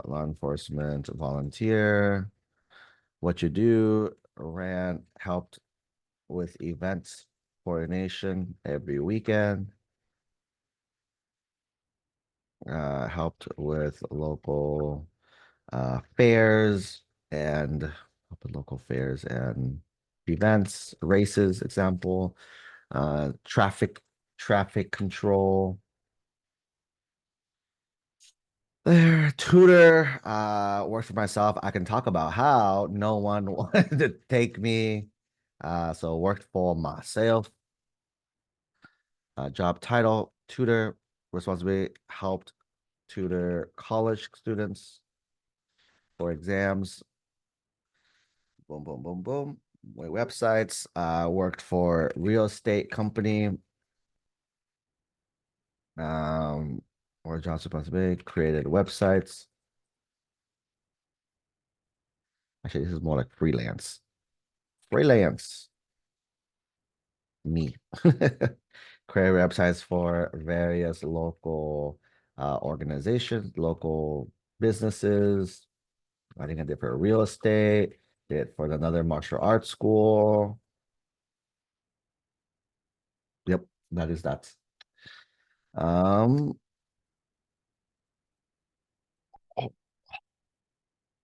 Where, when did you work at this job?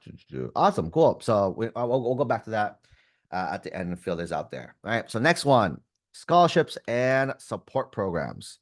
So right here, this is a big, massive page. So you just go through and check anything that sounds cool for me. They'll just basically they'll send you basically information from their partners who are good with that. So boom, boom, boom, boom, select all that. And then they ask you, do you want to be considered for EOP?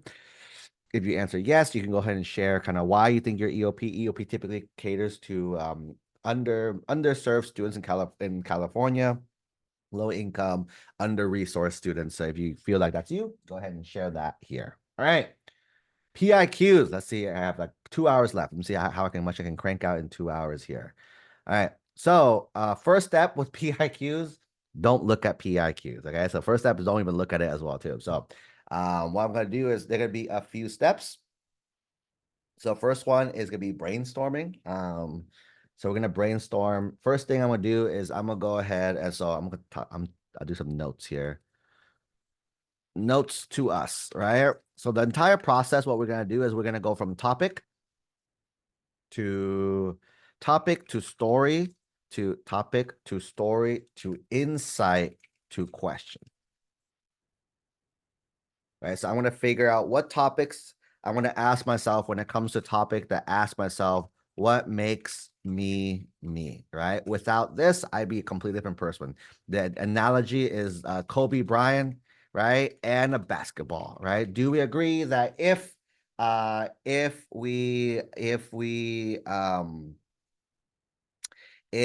Bryant never touched a basketball, would he be a different person? Well, I would argue yes, he'd be a different person. Not saying he's any worse. I think he'll still be successful, whatever he does, but he'll be a different person altogether, right? So, what are your AKA? What are your basketballs, right? What are your basketballs? Basketballs, right? There. Then once identify four, right? You want to identify four. We're gonna identify four of these. Then after that, we're gonna go ahead and figure out with each topic, what's one core story that you think of, right? So in your brain, because humans all think in stories, so we think of like, boom, this is the one thing. What's gonna be that thing? Then insight, right? Then we poke, right? This is usually very easy with someone else helping you poke.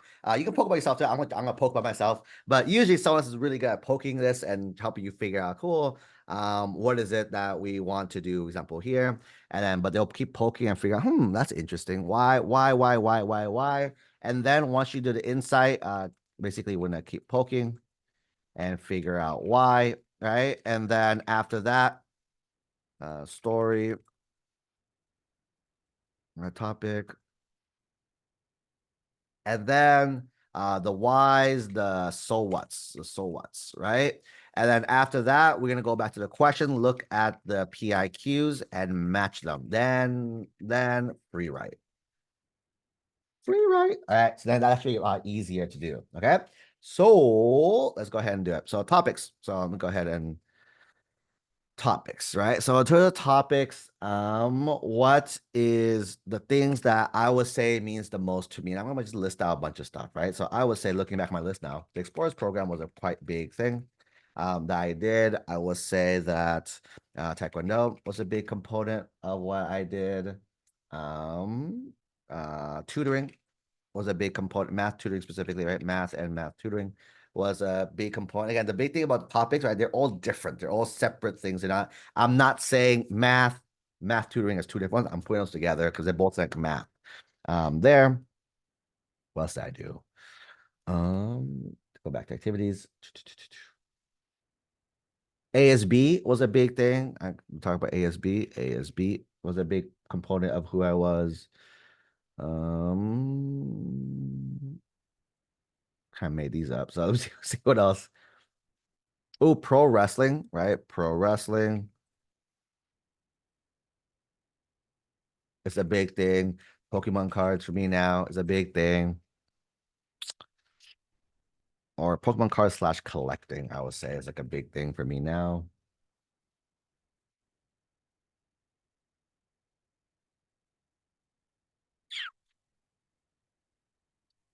I would say being the oldest brother, family is a big one as well. I think that's it. Those are the big ones. And in terms of topics, if you're stuck, right, I would say think of activities, think of experiences, and think of identities. Those are the big ones.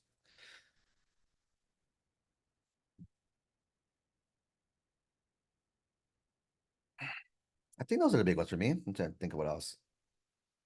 Oh, my high school of being a dual enrollment high school was a big component. Dual enrollment high school was a big thing.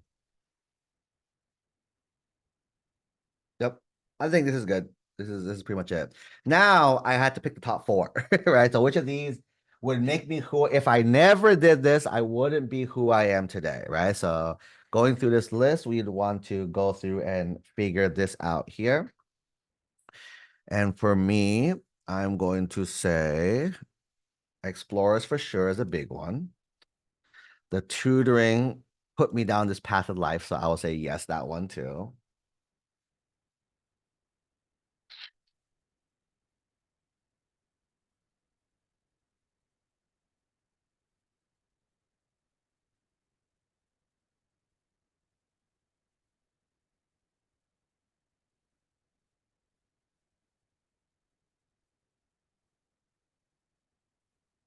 I think ASB played a big role too in who I am.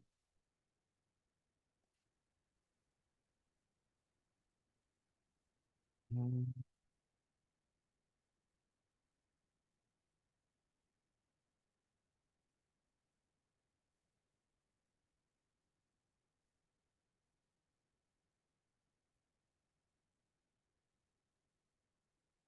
Let's do pro wrestling. I've actually never written one about this before.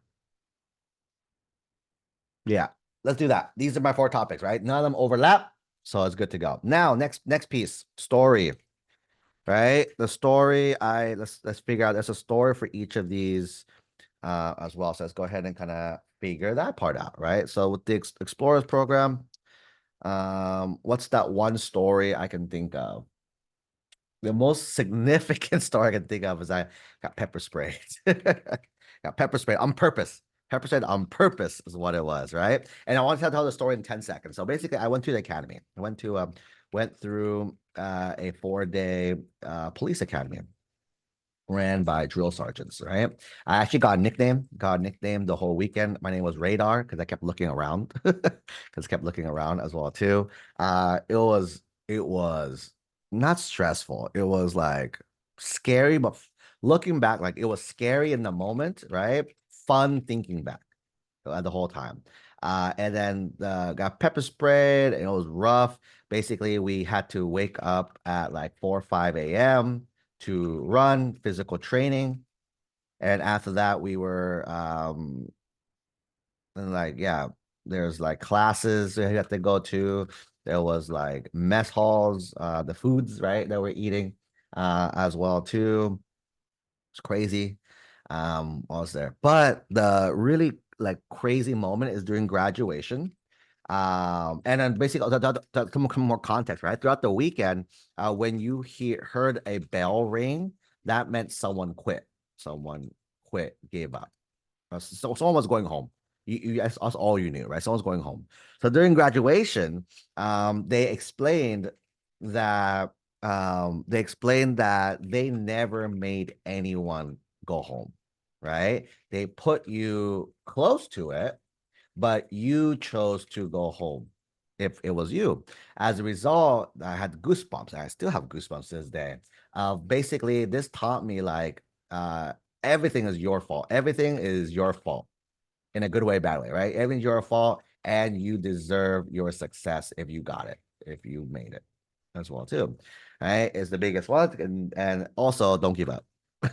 That's the other underlying lesson of it. Because I think this mentality has taught me to net like always like push and find a plan B, plan C, plan D, etc. Always, right? Has always told me to always do other things that way. So I think that's a big one. Math and math tutoring. The big story here. I recognized my parents came from a low income family, from a low income, not my parents, my family came from a low income, not come, they are a low income family, right? Are a low income household.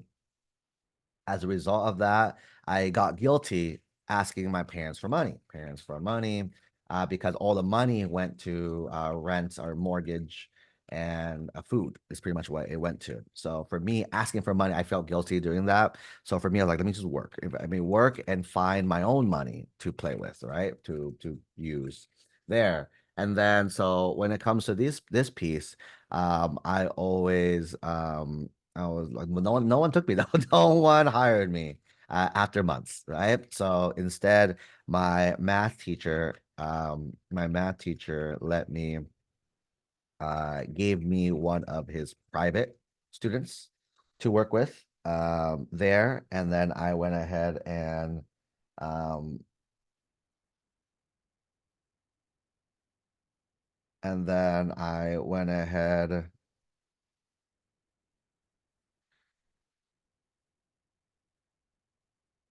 and then I was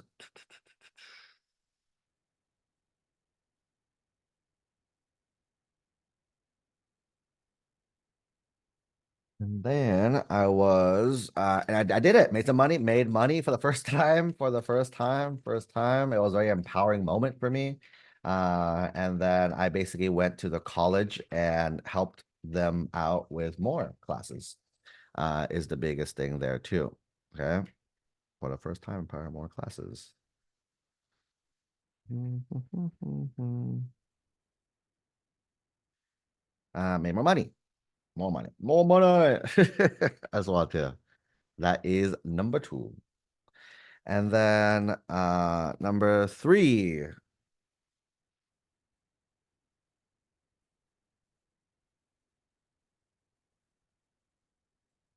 ASB. What was the big story in ASB?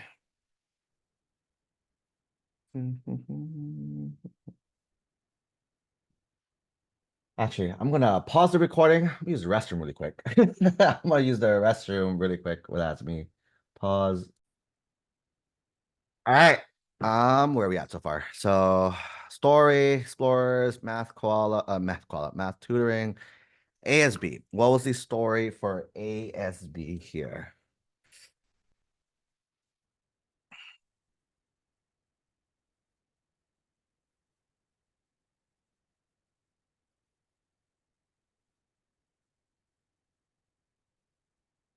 I had a few, so I'm gonna write and I'll think about later. Number one, I won in a landslide. I won in a landslide. That was crazy. Um, it was not even close between me and the other people going is number one. Number two, I created this concept of ASB stickers, right? I think I've seen it around. I was like, let me try to implement it as well too. As a result, we're able to host a free dance, which is actually pretty crazy. Free dance as well. People thought it was crazy, and it was the most profitable year to date, right? Whatever of the high school of ASB to date as well too. I also spoke in front of a lot of people all the time. All the time. Which, yeah.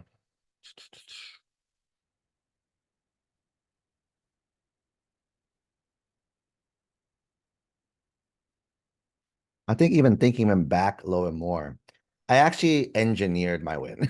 I engineered my win, right? So for me, I set a goal to be ASB president pretty much in 10th grade, right? So what I did was I hung out with the various members, right? Because I had to win, right? So hold on. To win, you just need 51%, right? So all I did was find 51% of people who liked me. That's pretty much it. So then I engineered it. It's kind of talked to different friend groups.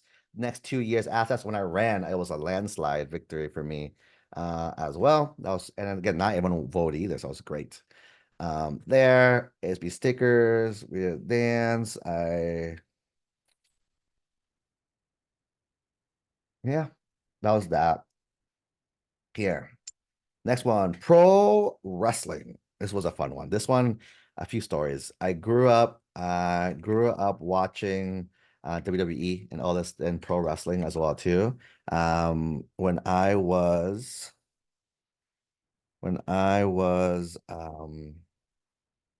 super young, right? Since 3 years old.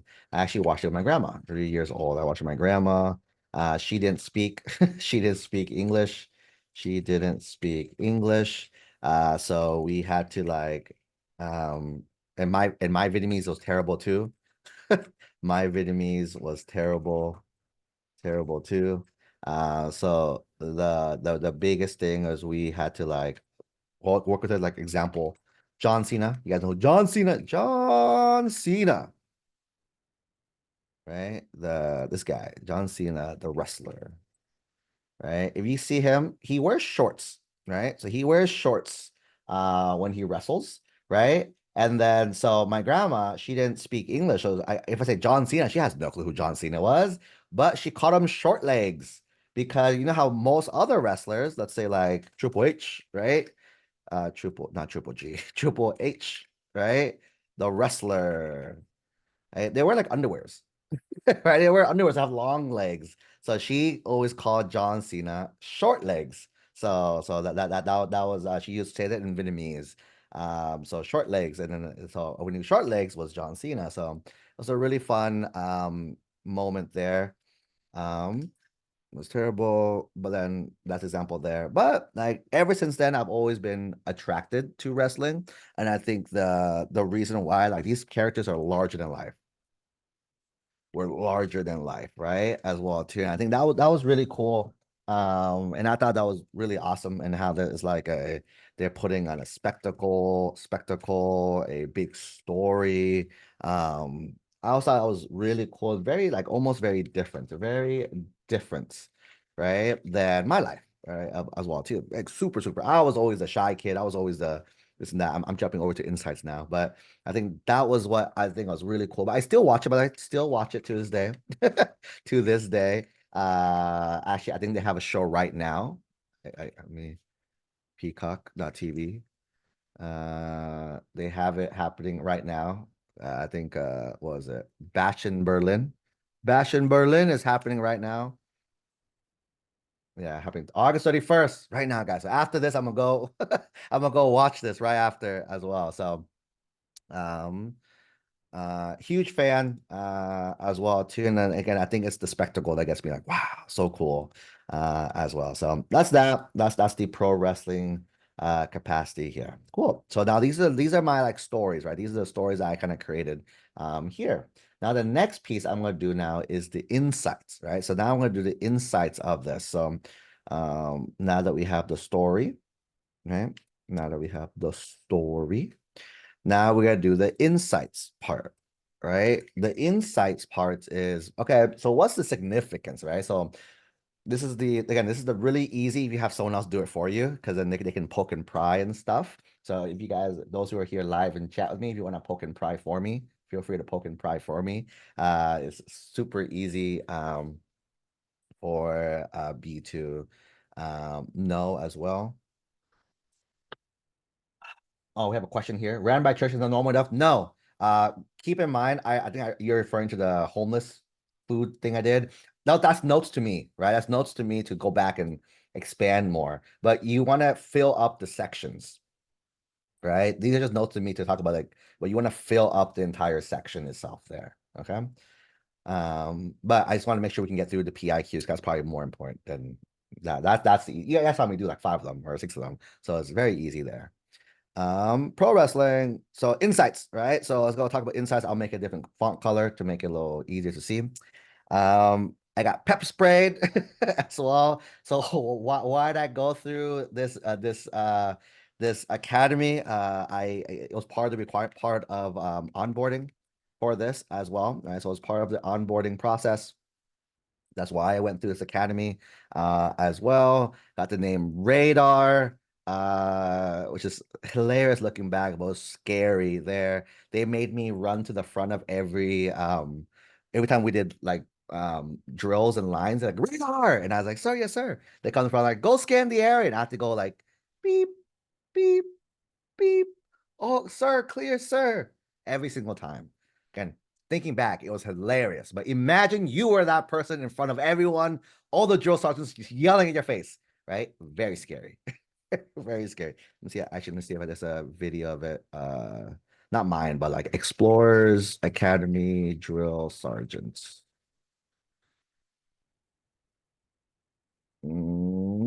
Yes, there is. Oh, just got on.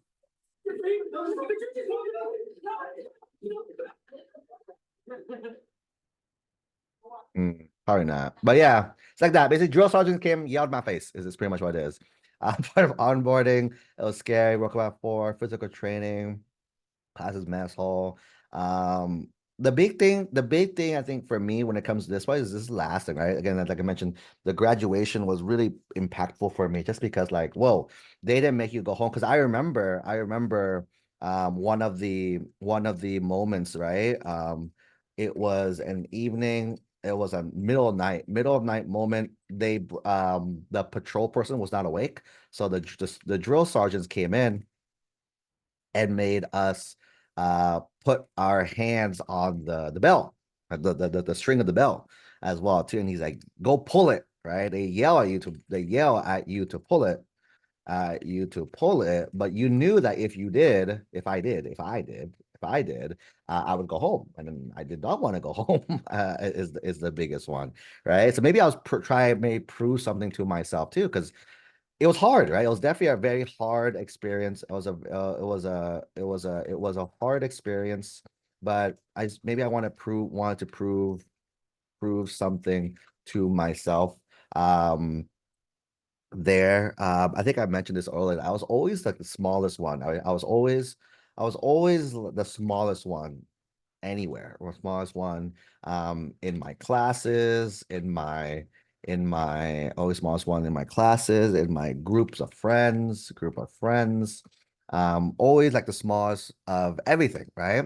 So when it came to proving people right or wrong, I think that's gonna be the thing there. Um,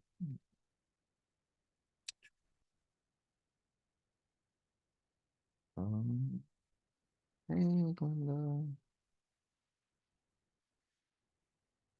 and then let's see what else. Always the smallest one, my group of friends. So it was always like quitting was always the easier option, right? Quitting was always the easier option. And then I won't say I quit a lot, but I would say that I always avoided like conflict as a result. I avoided conflict, avoided weird situations as a result of it as well. But that was always like there for me, I would say. And then, but right when the graduation happened, they said they actually never made anyone quit. It's one of those. Then it's like, hey, everyone rang on their own free will, and I realized, man, I didn't do that. I pushed through as well too, no matter how hard it got. We didn't sleep a lot. We didn't do a lot of stuff. I got pepper sprayed as part of the process as well too. That hurt. Oh my goodness, that hurt. But it's one of those like, despite all the physical and mental, right? Pain, right? I pushed through. I pushed through because of me, right? Because of me, not anyone else. And I think it taught me I can just depend on myself, right? Depend on myself instead of relying on others, right? On others, perhaps maybe thinking back, right? I did rely a lot on others, right? Because this is like this happened in ninth grade as well too. So I did rely a lot on my parents and others to help me out, others to help me out. Versus this one taught me to like, okay, put the blame or the responsibility back on me. So then I would need to be on figuring this out as well. So I think that would be a pretty good reason here. Let me see what else. Yeah, so that's the insight on this part. And then next part, math tutoring. My family came from a low income household. I think I told you guys, right? Our family made it was 37,000 for a family of eight. It was grandparents, parents, me, and three younger siblings, right? It's wild. Wild, right? And so for me, I got guilty. I got guilty asking my parents for money because again, growing up, like, hey, can I have this? Can I have this? And it was always no. The answer was always no. Can I have this? No, no, no, no. Built that little natural resentment as well too. That's again why I also moved away from home. For those who know my story, I left home to go far away. Also now I hang out with my parents every weekend there. Took them out on vacation last year, retired my parents this last year as well, too, which is awesome. But in that moment in high school, no, did not want to stay at home, did not want to do anything. So it's that. And for me, I was like, oh, let me just kind of find a solution, find my own money, right? Maybe it was tied to this. I'm trying to figure out a timeline. What if that caused me to do the other one? It's like like the self therapy right now, maybe, right? But I want to figure out my own money. But no one hired me, right? No one hired me. And I think because no one hired me, it was like the self-worth went down, right? Worth went down for me. I wonder like did anyone am I not worth it? Am I not good enough for people as well? Again, probably a lot of that insecurity, right? The insecurity kept creeping up on me of everything. Am I not good enough? All these thoughts came in my head, right? And then so when it came to talking to teachers, talking to my math teacher, again, you guys know the story of me and math. My math teacher like believed in me a lot, right? He believed in me a lot, always rooted for me, and I think I do credit him for me walking the path that I do. Without him, I don't think I would have walked the same path that I did. So definitely, I always hang out with him like once a year and be like, "Hey, you want to get coffee or grab something now?" Used to be, you want to grab a beer? And now, like, I don't drink anymore. So I was like, hey, you want to grab a coffee as well? So then, yeah, I always give him thank yous for every single year for pointing me down this path as well too. So he probably played a big role. But again, the thing I don't want to talk about him too much is on these PIQs. He's not the one going to college. I'm going to want to go to college. This is me understanding how these set. So in a real talk, is me sharing, like, hey, who inspired you? Him for sure. He inspired me. But I'm not going to talk about the PIQs because that's not about him. It's about me, right? So that's that. And for me, I made money though. It was like, who made money? And it was one of those like really cool moments where I'm like, huh, I made money, right? I made the money without for someone, right? And it's one of those like, can I find more of this? Can I find more of this? It's kind of what went through my head right away too. And then basically what I started doing is I started being resourceful, right? Starting to figure out, being resourceful and try to figure out who needs the tutoring as well too. So I started actually working tutored at a local community college. To a point, I helped them increase their grades on their scores. I had a way of teaching concepts that worked for people as well. So people love that. People paid me for that.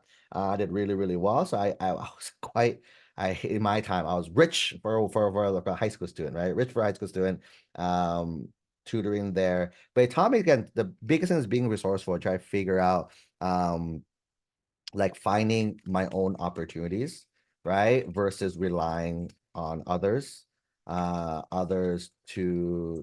hand it out for me. Because again, if I'm hiring for something, I have to like wait for someone to kind of say yes or no to me and all that. Versus for me, I'm like, cool, let me just find my own opportunities, right? So being resourceful, sharing who I am. In a sense, I was actually able to help take care of my family as well too, help take care of my family with some money, can't like a bill or two. Nothing super significant back then. Now I take care of everything for my parents. Got to get to retire them. They just enjoy life now. But back then it was always like with that too. Um, so yeah, so it's like some insights about me there. And I think I always felt guilty because I was the oldest, right? I think the guilty, why do you feel guilty is because I was the oldest one, and culturally, right? Culturally, the most responsible to take care of the household, the siblings, etc. But I didn't know like that feeling of like an initial feeling of helplessness is the biggest thing there. So that's that. And then A is B, right? So A is B. I engineered myself to win. Why did you want to do that? I think for me, I like to set goals, right? Love to set and hit goals, especially the harder ones, especially the harder ones, right? The harder ones out there. I think I'm quite driven, right? I'm quite driven. I think I'm quite calculated. That's a fun word, right? Driven, calculated. Let's see what else. Yeah, so and I'm like a problem solver, right? I don't complain about things. People like, oh my God, but this, but that, but that. I'm like, all right, what can we do to solve this now, right? And then you see it all just as challenges rather than excuses is the biggest one. But then there, what a landslide, boom, huge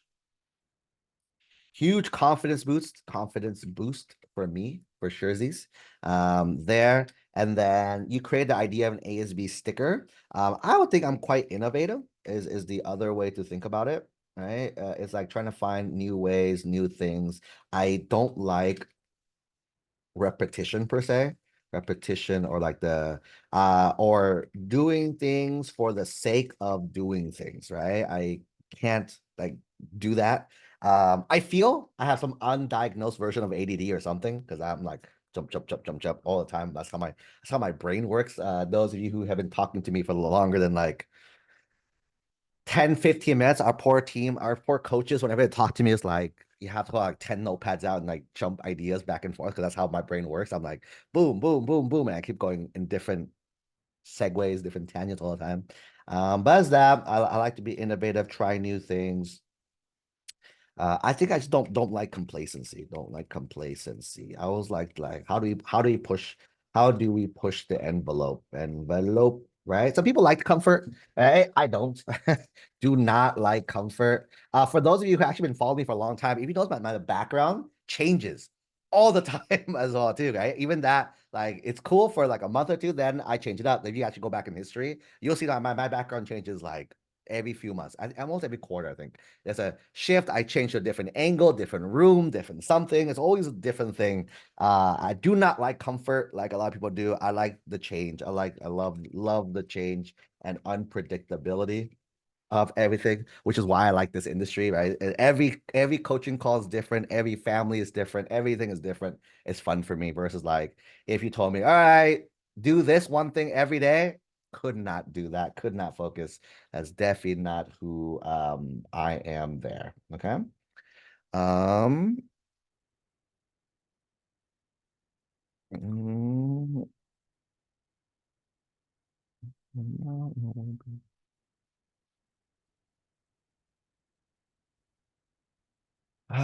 there and then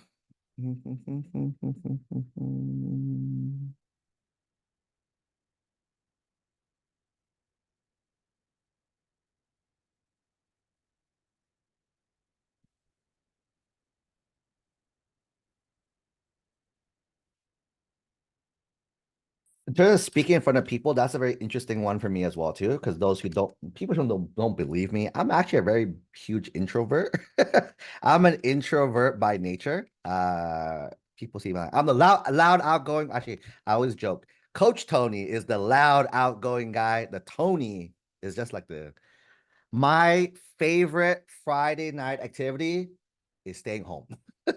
I do not want to go out. I thought that was me. I thought I was the let's go party, let's go hang out, let's have dinners with people. No, I prefer at home watching Netflix, scrolling TikTok, watching wrestling, doing something kind of by myself. That's kind of me as nature. So this is very interesting for me, right? So it's very it's one of those seeing the growth of me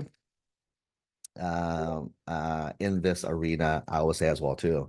Something I can you can think about also is like the duality of this, or juxtaposition. Is that a fancy word? Juxtaposition. Right. One of this is of like the two Tonys, right? Like I just mentioned, right? Of this, the Tony versus the Coach Tony aspect, as well. Um, Juxtaposition, right? As well too. So yeah, that's the insight there.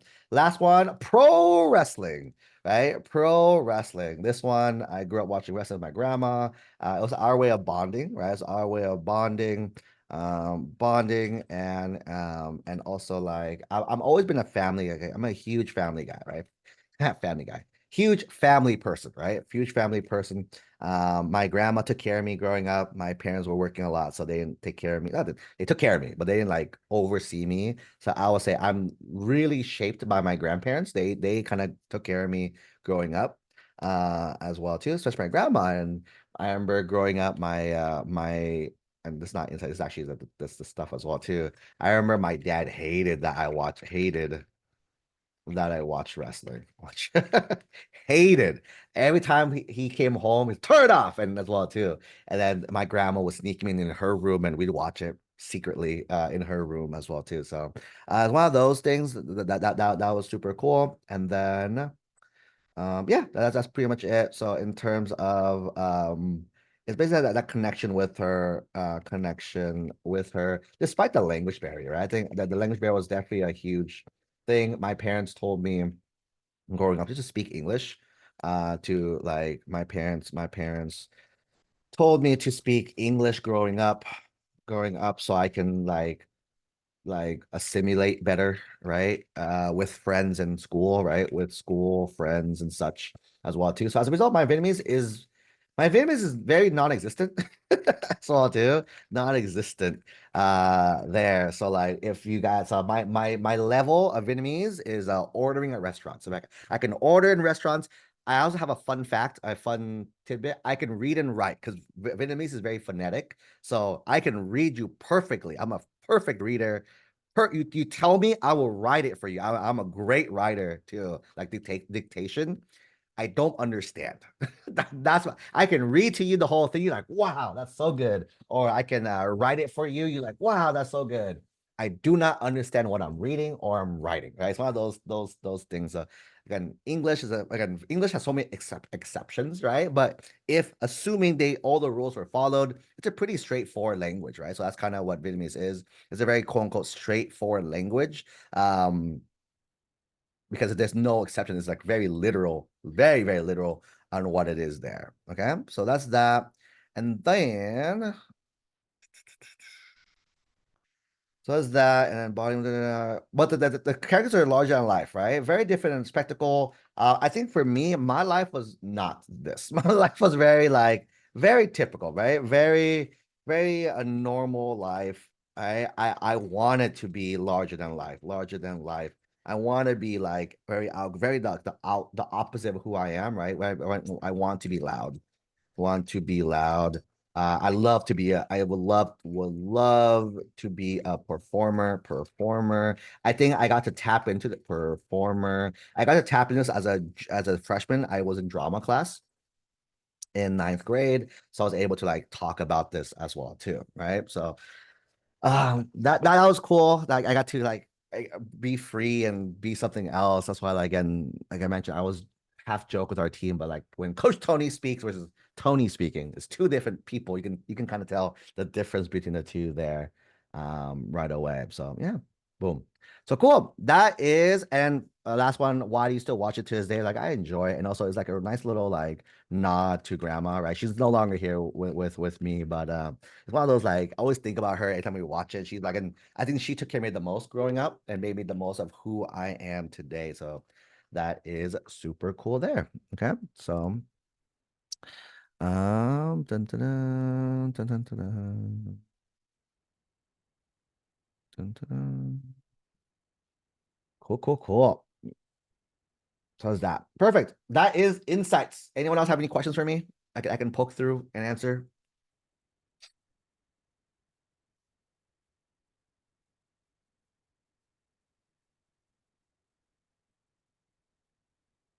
No, no, no. Everyone's fully incited about my life.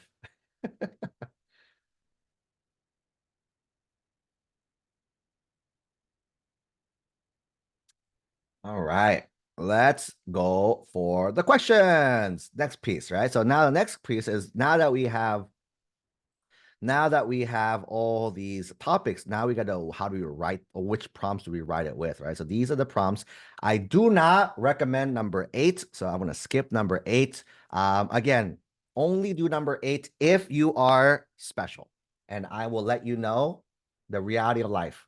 99.999% of you guys are not special. I am not special. So keeping that in mind there, I think in 16 years I've done this, I've only told less than 5 students to use number 8 because their story was that unique. You want to think, would out of a million people applying, would you be the only one who can share this story or share this thing? And then for most of us, no, I bet you there's people who talk about math. I bet you there's people who talk about like this program already because I know people who did. And so it's like all I was like, oh yeah, nothing I do is very special or fancy as well too, right? But there are students that I'm like, whoa, you are a number 8 PIQ. You should write that for you, right? So that's that. So now I go through each of these prompts and I'm gonna go be like, okay, cool. Which ones can I use? Talk about this stuff, right? So first one, the Explorers program. So all the stuff I talked about in the Explorers program, which one could I use? I can talk about leadership experience, not really. Creative side, not really. I could use this one of like not giving up per se, right? Based on our skills, education opportunity or overcome barrier. Not really. Significant challenge, explorers.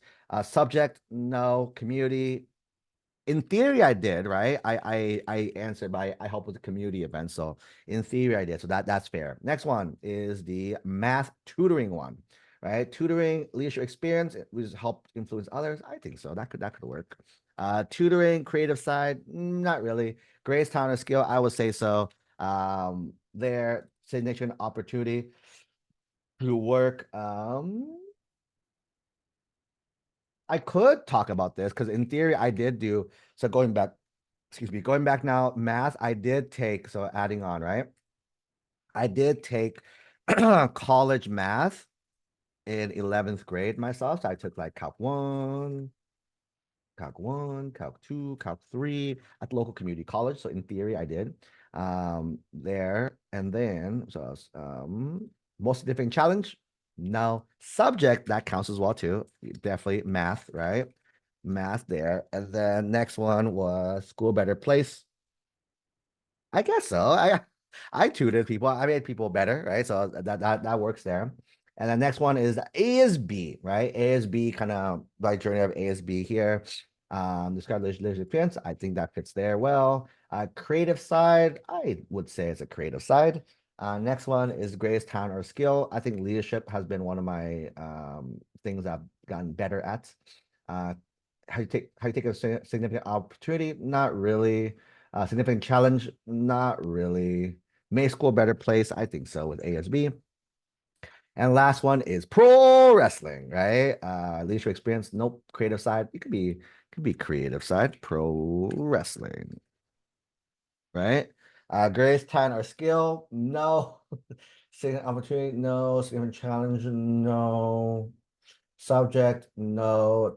Better place, no. All right. So now that we have all this kind of in play, right? Now we want to go and start filtering each of these things. So we'll see that. Okay, we have ones of here, right? So I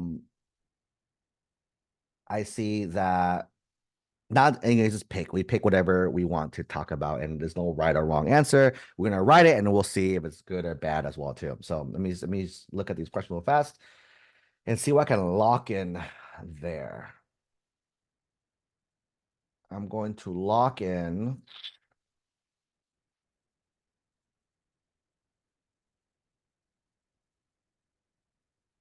I like tutoring for this academic one because I can throw in and now you see how like earlier I brainstormed a few things, right? I can talk about dual enrollment in that other prompt, right? He had talked about older brother in the math tutoring as well too, or in pro wrestling or somewhere. I put it somewhere, right? We can loop these extra things in as well. So let me do I'm gonna do this is one, right? Which would take out tutoring from all the other options, tutoring out, tutoring out, which in theory takes out this question right here because I'm not even using it, right? So get rid of that. So that's locked in. Next piece is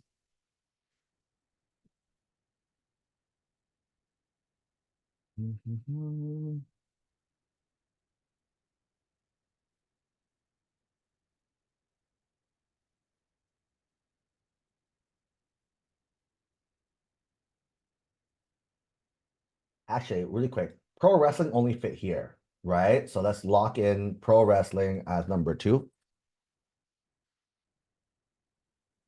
That's done. Next one. So we have ASB and explorers.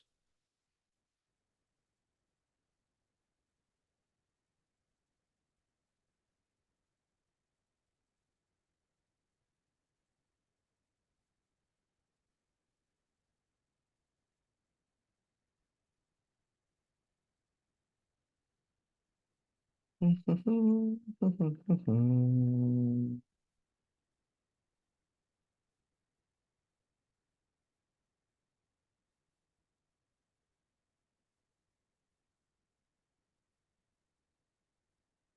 I'm doing my hair right now, by the way. I'm just answering the question like, how can I answer each question? Which one makes the most sense to share who I am without overlapping the other things that I've already talked about, is kind of what I'm thinking of right now.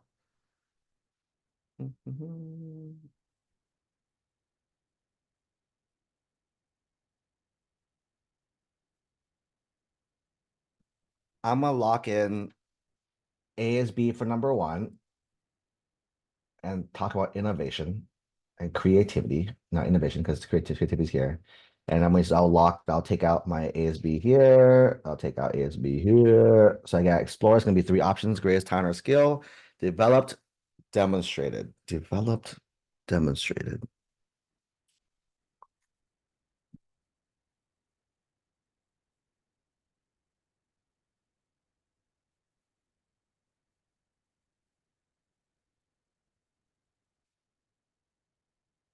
Explorers, no, so fast. Innovation, um, family,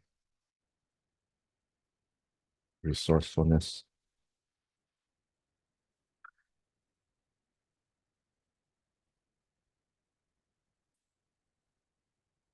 This is confidence. Let's do greatest talent or skill.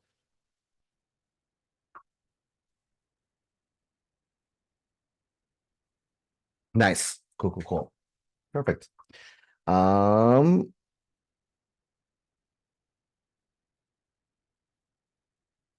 cool. So now we have locked in our props. All right. Boom, boom, boom, boom. All right.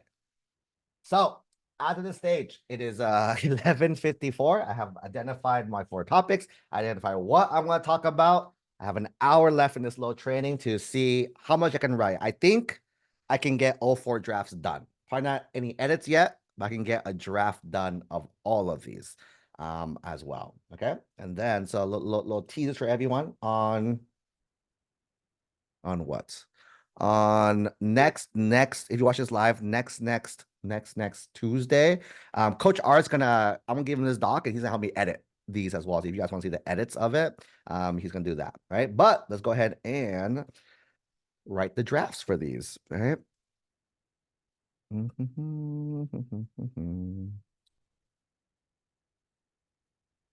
right. Boom, boom, boom. Let's go ahead and start with the first one. Let's do ASB innovation, right? So what I'm gonna do is use free write. First draft, do not worry about anything. I'm just gonna ramble and then we'll clean it up as we go. Okay. So first draft, describe example of your leadership experience in which you influence others, help resolve disputes that contribute to group efforts over time. I want to talk about ASB. Okay. So I'm talking about ASB right over here. Keep this in my notes, right? Oops.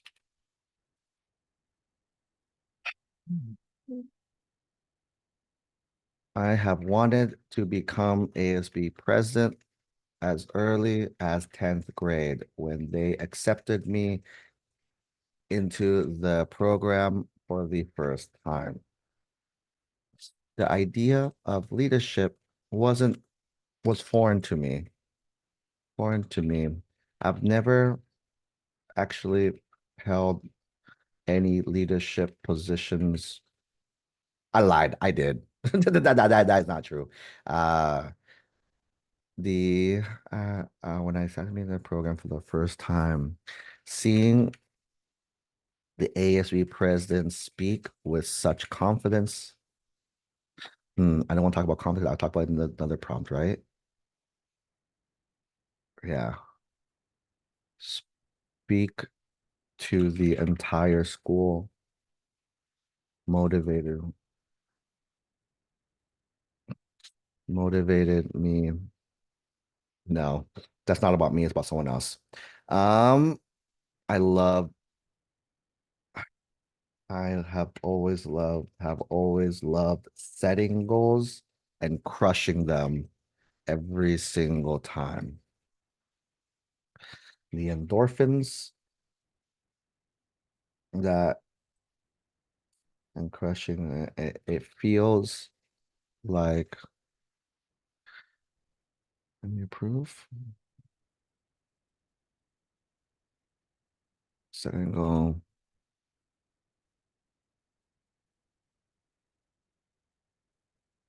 being the calculated person that I was. I knew that I just needed to be to win 50%.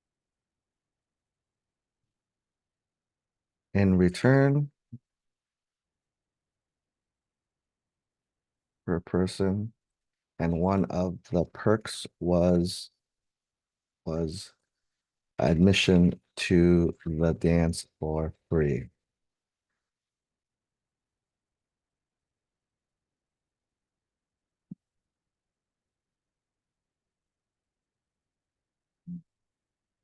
I'm putting it free to the public. I was giving dance admission for free. However, I knew that I was raising the money for to pay for this free dance. Dun, dun, dun. And it was a smashing success. Success. Not only did we have it raised, did we raise enough money to cover the entire dance, we started the year on a profitable note,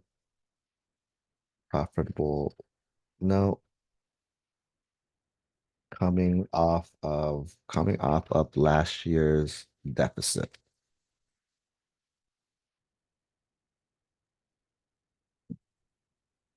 This continued this sense of innovation continued with me throughout this entire year. By the way, I think I'm way over 350. Oh, I'm at 300. I'm gonna keep writing, right? So again, right now I'm writing. I'm not even thinking about the workout. I'm just gonna just share all my thoughts, all my things out to help to write first, and we'll cut it down later. Okay. So the innovation continued with me throughout this entire presidential term.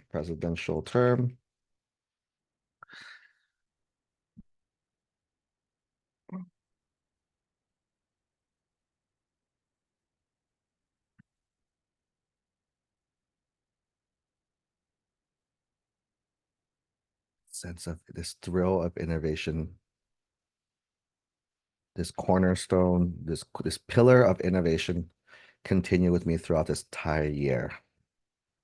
Instead of having only weekly um, bake sales, I pushed for sorry, only monthly bake sales. I pushed for weekly sales between various clubs and organizations.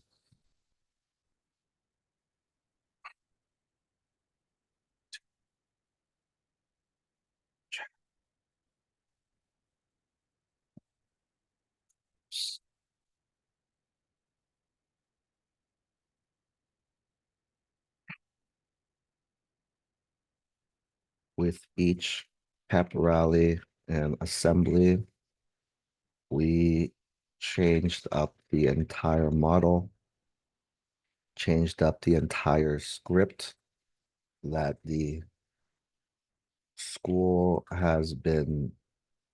I changed up the entire script and structure the school has been following for decades.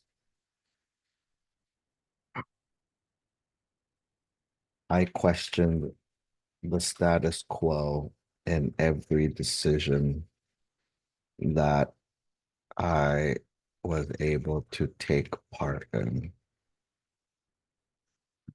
A little more. See, pep rally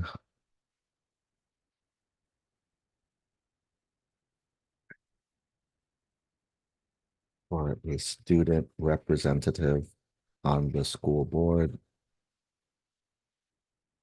I fought for a representative to highlight student voices.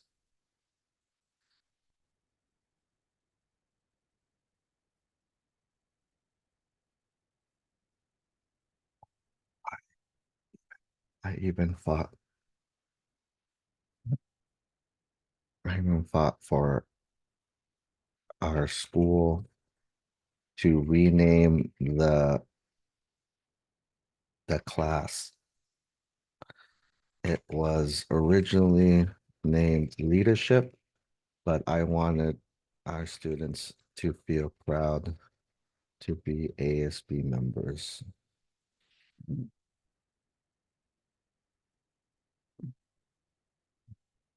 So I petitioned with the school district to officially change the class name. I questioned the status code every petition I was able to take part in. Partly was my desire to be different and be innovative, but it was also my way of setting new norms and establishing my legacy.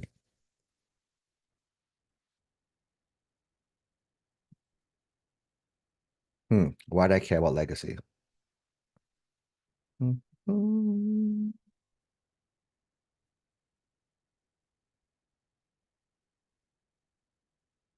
I'll leave it here for now. All right.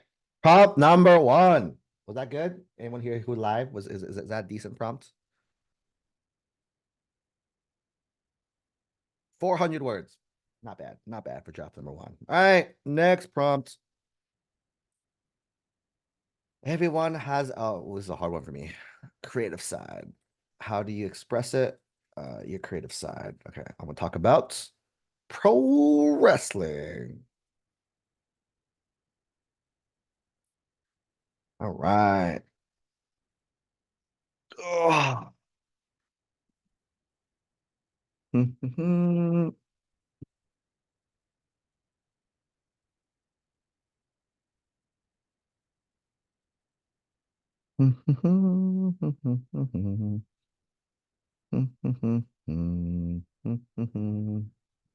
right. Every person has a creative side, can be expressed many ways. Blah, blah, blah, blah. How you express your creative side.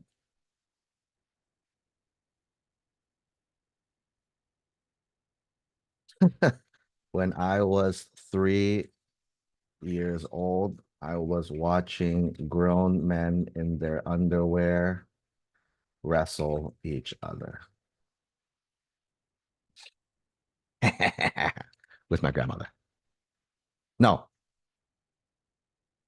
when I was 2 years old, I was watching wrestle each other with my grandma sitting beside me.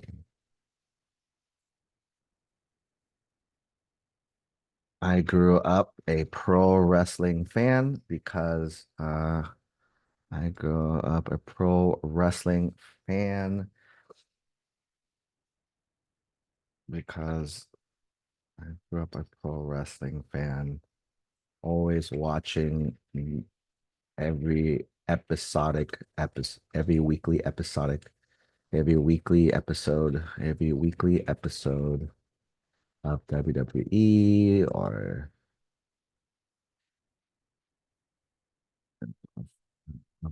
every episode and all the pay-per-views. I was watching and I got on the pay-per-views.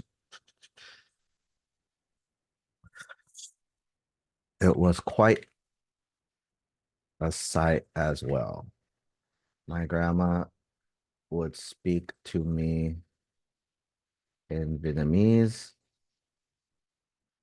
and I would respond back in English, and we would wrestle. We would, and and I would, and I would respond back to her in English. The language barrier posed as an obstacle for me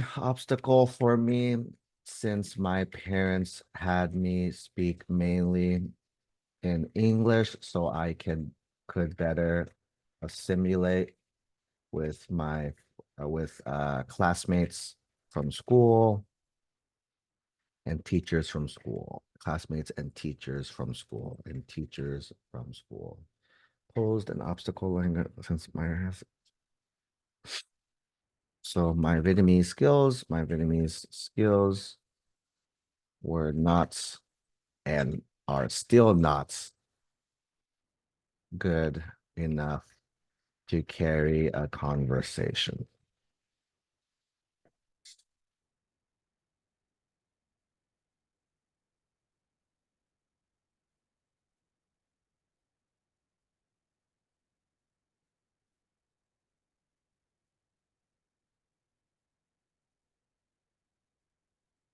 But we would,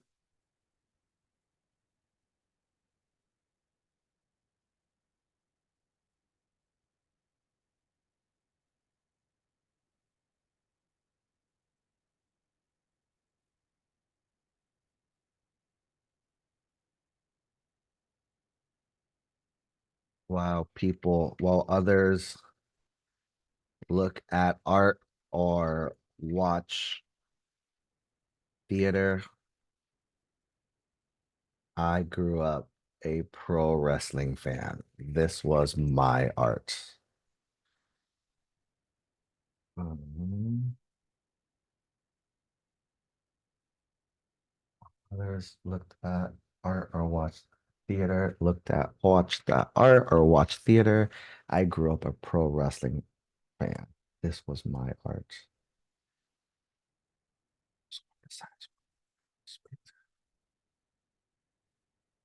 My grandma react and commentate to me and I'll respond back to her in English. So an obstacle for me since my parents were not in times, but we still found a way to make this happen.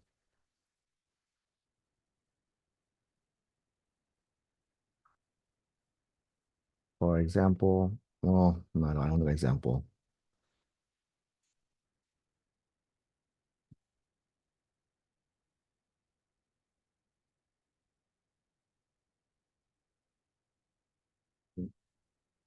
Finding nicknames for wrestlers such as John Cena, who wore shorts. My grandma would call him short legs in Vietnamese.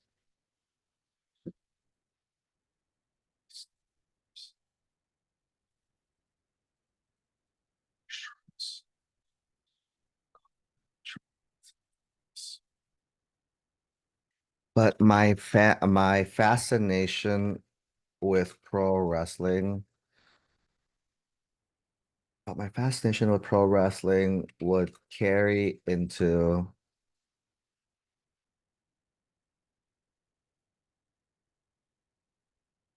my fascination with pro wrestling would carry life, would carry all throughout life as I stayed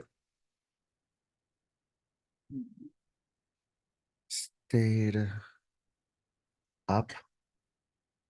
I kept up with every single storyline, every single wrestling character, and every single behind the scene moments. I was enthralled by these larger than life characters, by these larger than life characters, and their ability to tell a story and captivate me there. I was enthralled by these.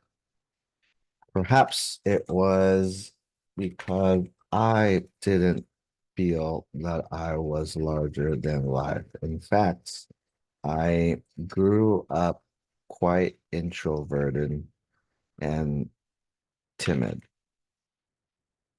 In school, I would be,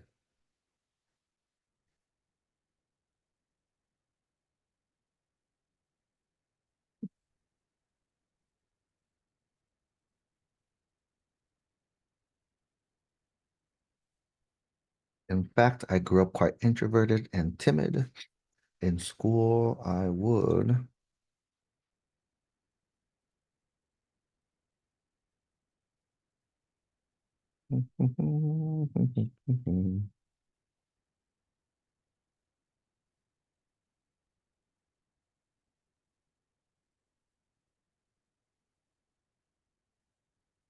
In school, I would never raise my, I would never, do I talk about that in other prompts?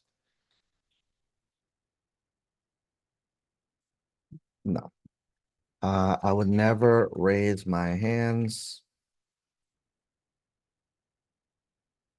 in fear.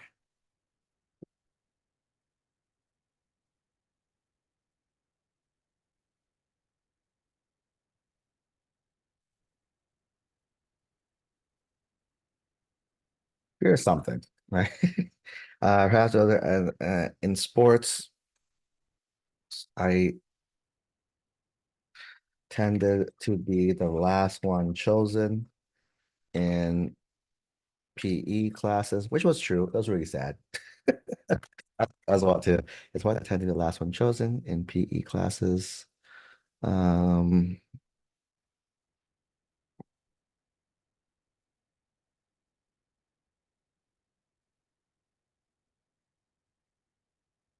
mhm. And it was tough for me to make a lot of friends. Um, that's why I to only have to only have a few core friends growing up.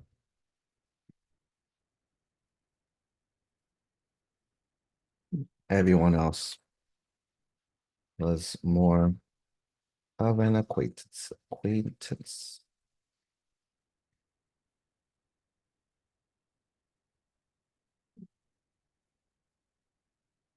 But the minute I came home, I turned on the TV to lose the to put myself in the illusion of these larger than life characters, these larger than life characters, and be transported to another version of myself, a version of myself that's more eccentric, someone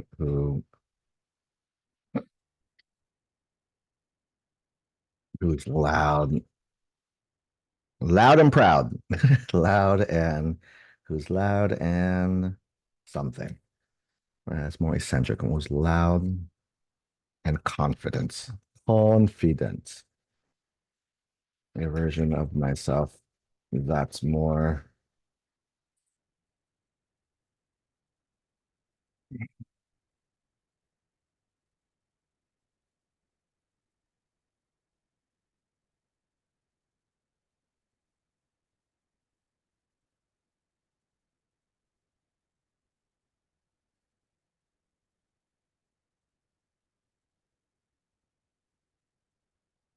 And so as I grew up, there's something here. As I grew up, as I grew up,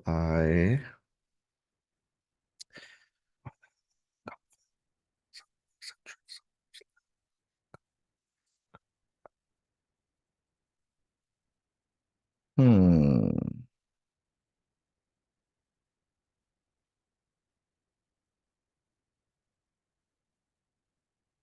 Oh, talk about drama class. Hmm. Okay. The moment that the moment crossed that helped me cross um from watching from pretending to be someone loud and confident to being someone who is loud and confident was my drama class. Ooh, maybe it's actually drama class, not actually the wrestling. We'll see. It was drama class. My drama teacher. By the way, I'm way over now, right? Don't worry, we are good. When we edit, we'll clean it down. Right? My drama teacher was tough. She helped me. She was tough. She my drama teacher was tough. She helped me. Was tough. She made us, she helped put us,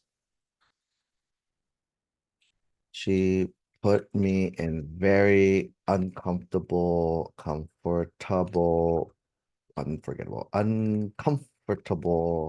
positions all the time. Nah, sounds funny. Sounds weird too. Regina was tough. For example, I don't know, for example, um, one one for one skit, then for one skit, I remember having to pretend to be a dog. And then I remembered there was a wrestler named Junkyard Dog.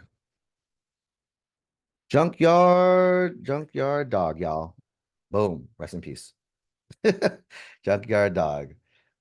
As a wrestler, and I remember there was a wrestler named Random Dogs, and it was tough. And it was tough, especially since I was more introverted and was nervous to be free. That's not the right word. To be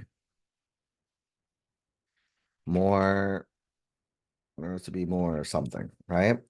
For example, my drama class teacher was tough. I remember one time. Drama class, that class was tough for me. For example, well, this. That's when I re that's when I remembered that there was a wrestling in Junkyard Dog. I tapped into my inner, I pretended. What if I was Junkyard Dog? How would I act? And I proceeded to mimic all these dog motions and actions that made the entire class, including the teacher, laugh out loud. LOL is what the kids say. I printed that I was at how I would act. Um, laugh out loud. That confidence. I earned an A for the first time in that class, A grade on a skit for the first time in the class, and that gave me my mental unlock. Throughout the rest of the class, throughout the rest of the class, uh, I channeled my inner wrestler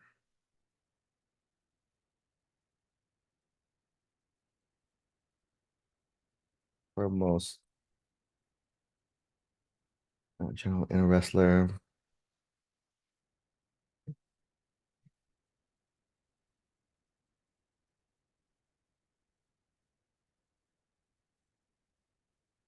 and had a blast.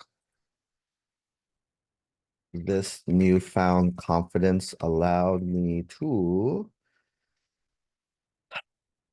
be authentic to who I am while allowing me to pretend to be a persona that I have looked up to these years.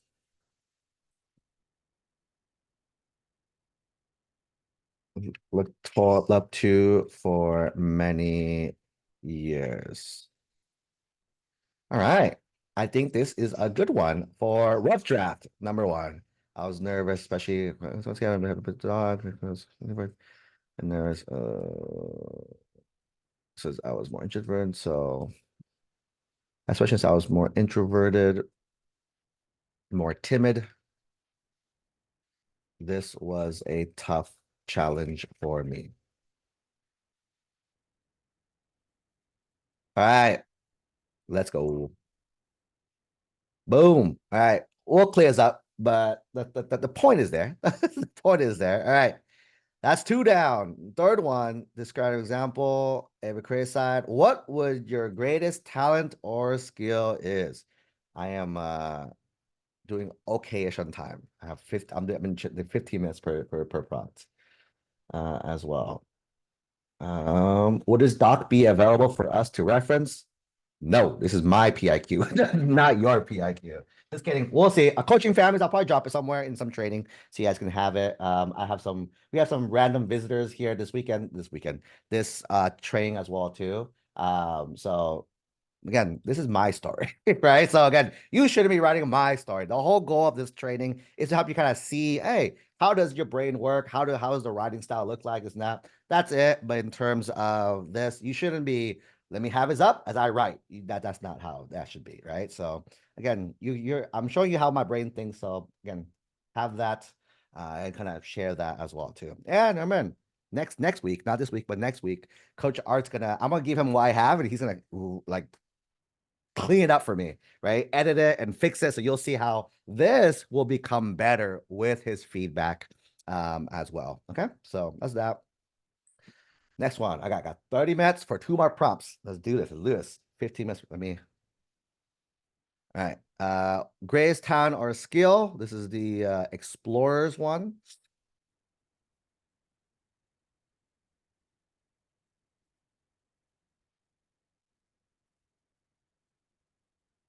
Oops, oops, oops.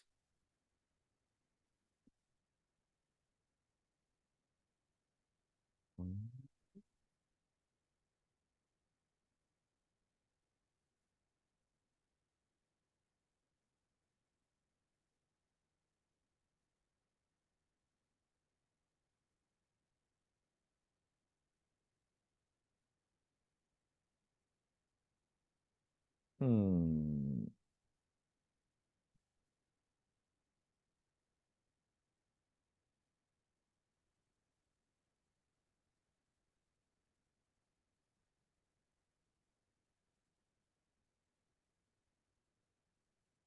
All right. My greatest talent. My greatest talent is my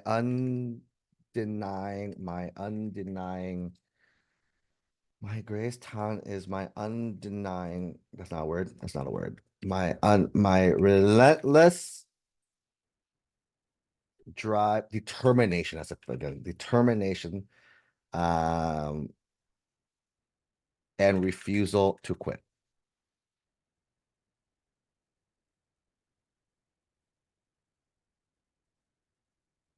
I wouldn't say that I have been a quitter in my life, but I have been scared to take certain actions because of the risks and consequences. Risks and consequences associated with this, right? However, one key moment that changed this completely for me was when I participated in a 4-day boot camp for my explorers program, right? Um, this program for my explorers program, for my explorers program. It was 4 days of drill sergeants yelling in your face with yelling in my face with their goal of pushing me to my physical and mental limits. If you guys notice, I'm changing the word use to me, right? Because I care about me, not about you. Uh, well, it was 4 days of drill sergeant on my face with the goal of pushing me to my physical and mental limits. Um,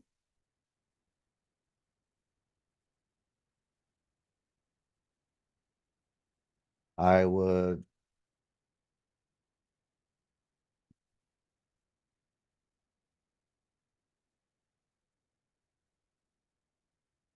and throughout the 4 days, I would hear bell rings, bells ringing the entire, bells ringing every few hours, bells ringing, bells ringing every few hours. This would signify, which signified, signified that, which signified that a, um, that an academy recruits would be sent home. That's that someone would, that someone would be sent home. Come graduation at the end of the 4 days, at the 4 days, the drill sergeant told us a line that changed my life forever. So cheesy. Um, the drill sergeants would put our hands on the string of the bell, but they would never forcibly make forcibly quit on our behalf. Which this means that everybody who rang the bell chose to own, quit on their own. This is not good. I will have Coach help me fix it because this is not about me, right?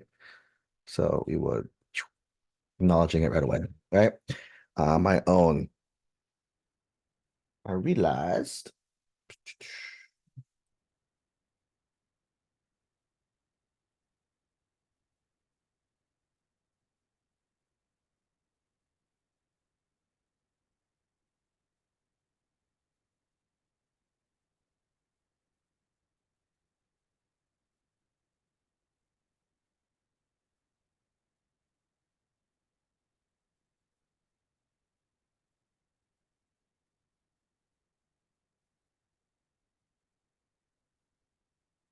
But Joseph put on their own. I remember I had my hand on this string multiple times throughout the week and had not dozens, had several drill sergeants yell at me to quit. However, I never did. I never did. I felt like I wanted to prove them wrong.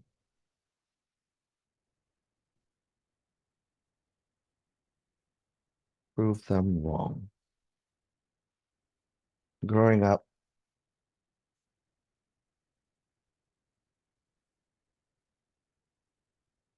growing up, I have always been the smallest one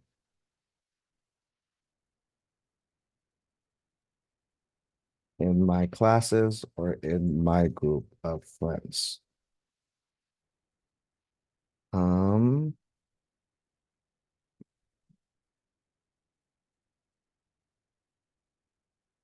Growing up, have always been a group of friends.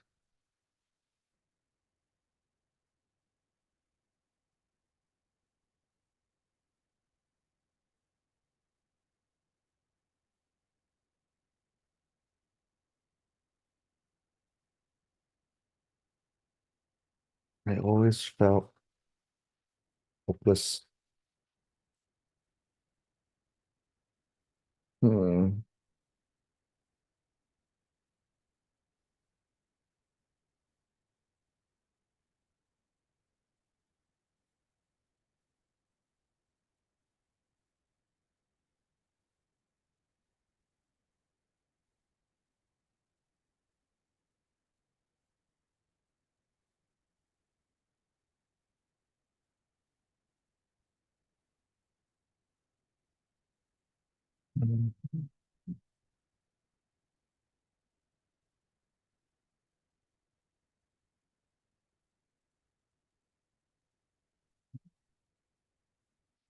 That helped me develop this and solidify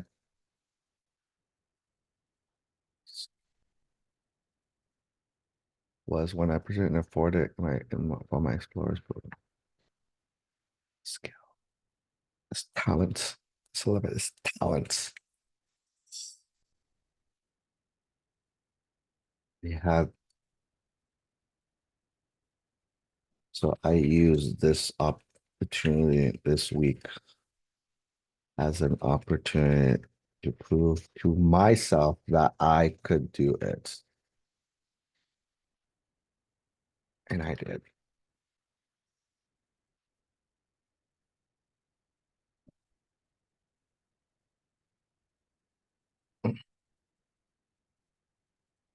Since this event, since this event, I have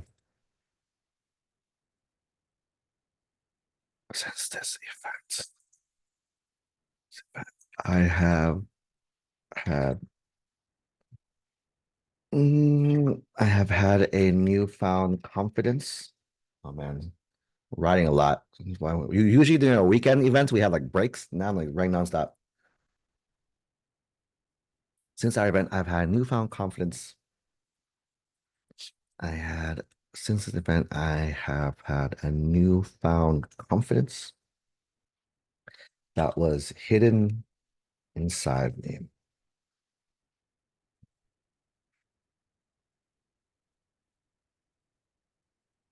Is translated into my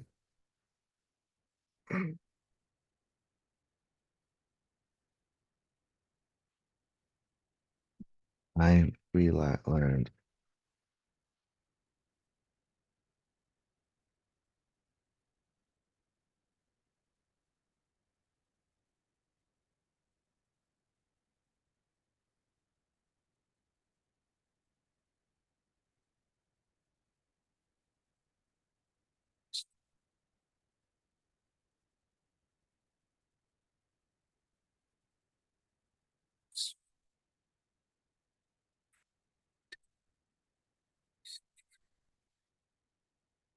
growing up, I've always been the smallest ones of my friends,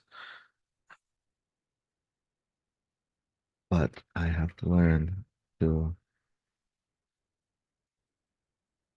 Mm, I'm making a mistake so far. I'm saying the same things in other prompts. I have learned smallest one in classes and friends.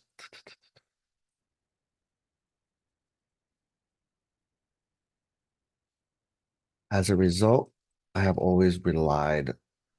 I have always relied on others more than they have relied on me.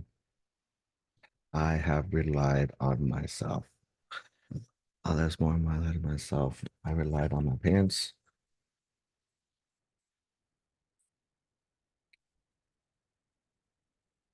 I relied on my friends,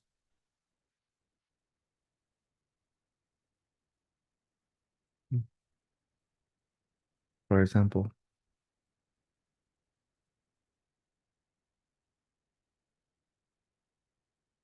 For example, I rely on, but I realized that I can take autonomy, take control of my own situation, and take care of myself.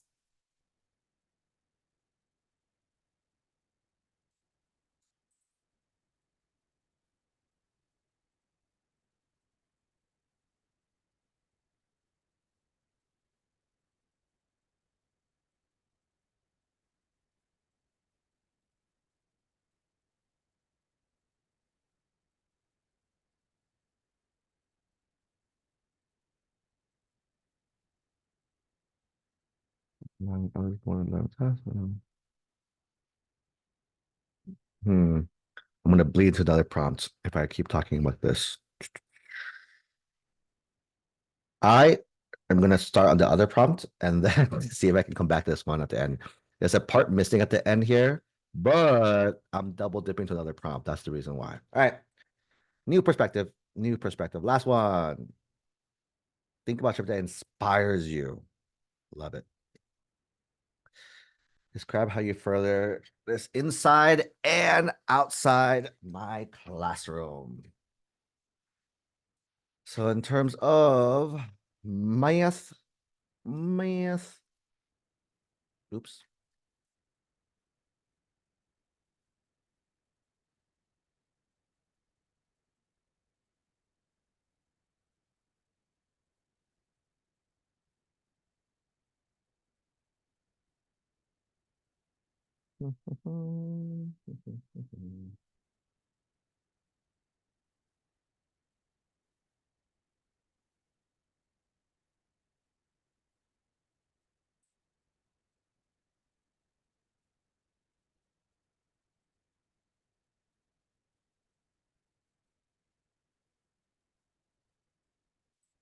Um, think what subject inspires you.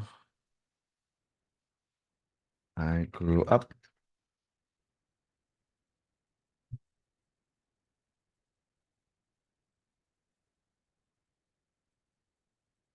math is a subject that inspires me. Beautiful. What a great intro. Math is something that inspires me. Um,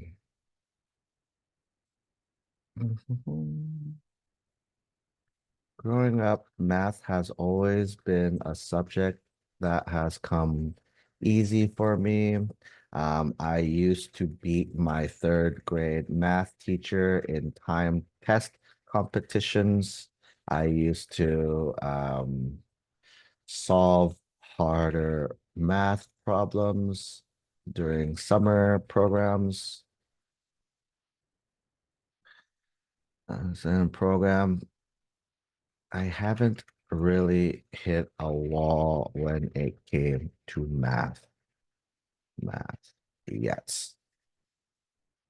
Into our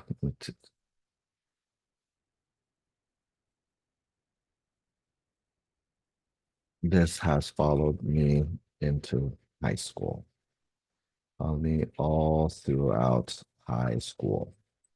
Inside the classroom, I was able to accelerate myself through all the various math classes available. I finished math analysis. I finished I finished all of the available math classes at my high school and then proceeded to max out all of the available college calculus classes, um, pretty much all of my college classes at the local community college.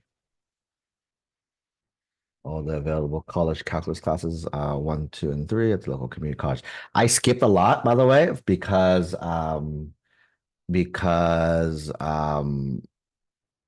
because they're gonna see my transcript, they're gonna see all the classes I took. So I just want to highlight and share, right, what that is as well. Um,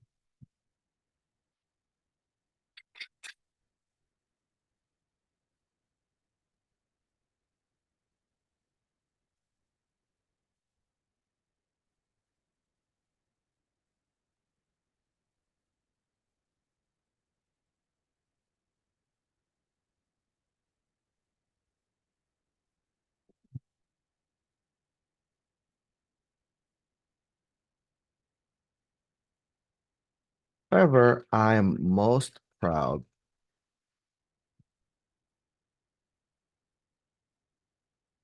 While I'm proud of my accomplishments inside academically,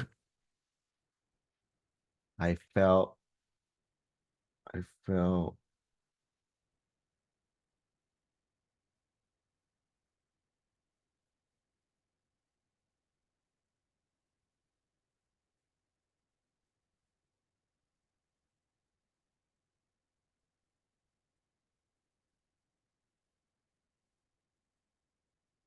I felt my proudest accomplishment was my efforts tutoring math outside the classroom. Ooh, I'm answering the question. Look at that. I became a self tutor. What do you call it again? Self-taught, self-run, self-employed tutor, math tutor out of necessity. Out of necessity, right? Growing up in a low income household. Growing up, my dad was the sole income earner, making 37,000 for a family of eight people. When I realized this when I realized this, I felt guilty. I felt guilty asking for money, knowing that all of our family's income went directly to the mortgage and food. Fam. So I decided to go find a job so I can take care of myself. So I can take care of myself. I soon found out that I didn't get. I soon found out that I soon found, I to my I unfortunately, I did not get accepted or even asked to interview for several dozen positions that I applied to. This affected my sense of self-worth, thinking, believing that I was not good enough, good enough, and this affected my insecurities.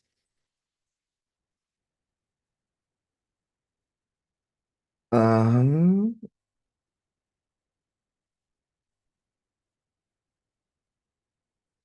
During one conversation with my math teacher, he helped he helped me he helped me find my first paying student, and I was paid.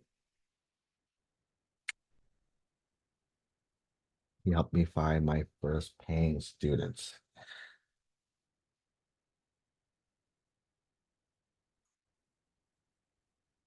The money I received wasn't much, but it unlocked a mental block for me and shifted entirely how I was thinking.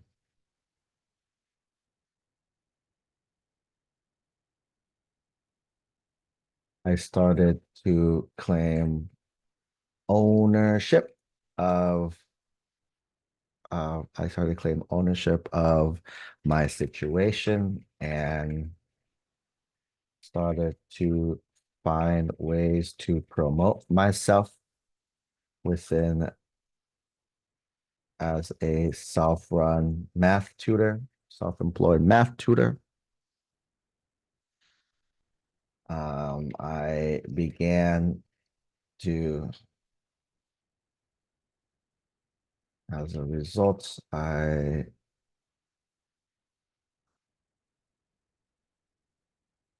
realized that if other employers won't recognize me, I will recognize myself.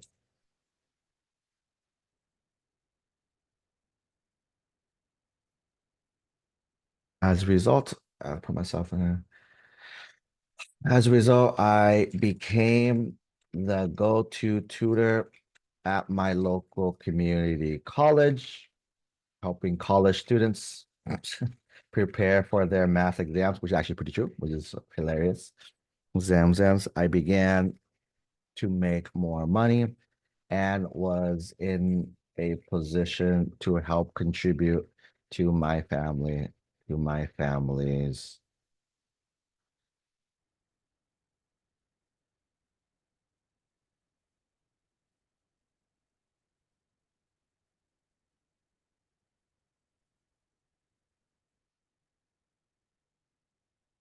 Nice.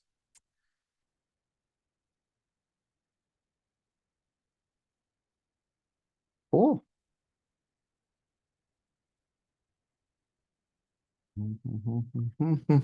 Expenses and bills. All right, look at that. Okay, third paragraph of us. Raise talent skills.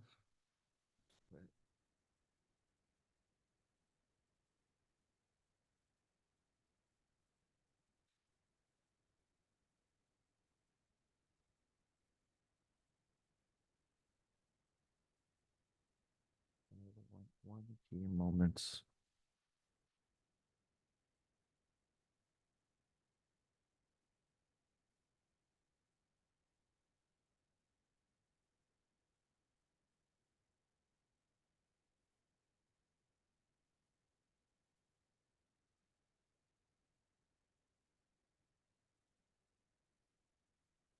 No, let's shift the thing now. I'm going to have always been the smallest one in my class, my friends. Um, however, this newfound this experience, boot camp experience,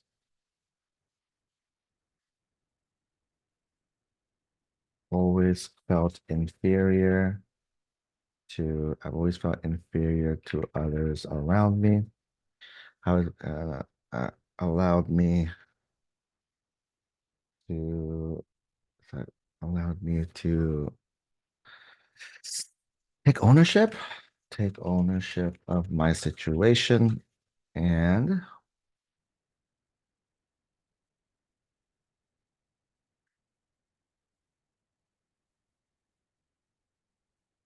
put belief back into myself. Something I don't know, whatever, right? This has played out recently on my recently on my third degree black belt test, right? Like that, tying in another activity that I've done, right? Because again, we talked about, hey, how do we loop in everything we've done, right? Taekwondo, talked about that.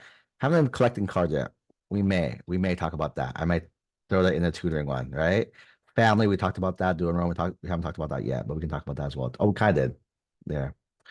Um, my third degree black belt test says being the youngest applicant and smallest applicant in the testing pool. I pushed through this 12-hour test.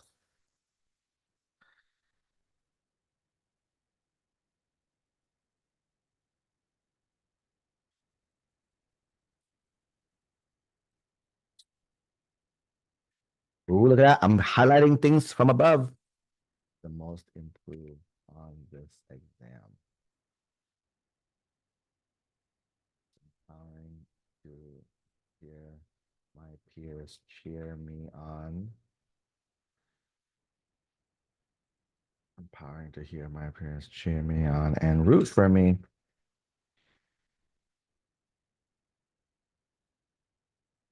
This moment. Boom. All right. Oh, line. What's this line for? I would never. I would. I would.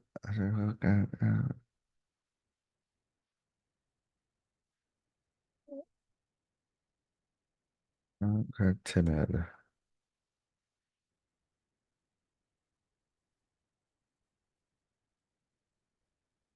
You can take it out. We don't need that second part.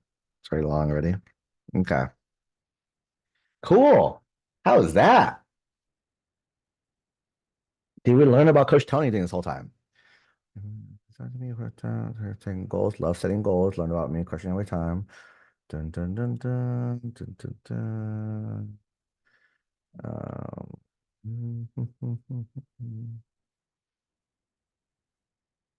Pillar of innovation. I question status quo, designed to be different and innovative. 7 on. Wow, look at that. Insurance.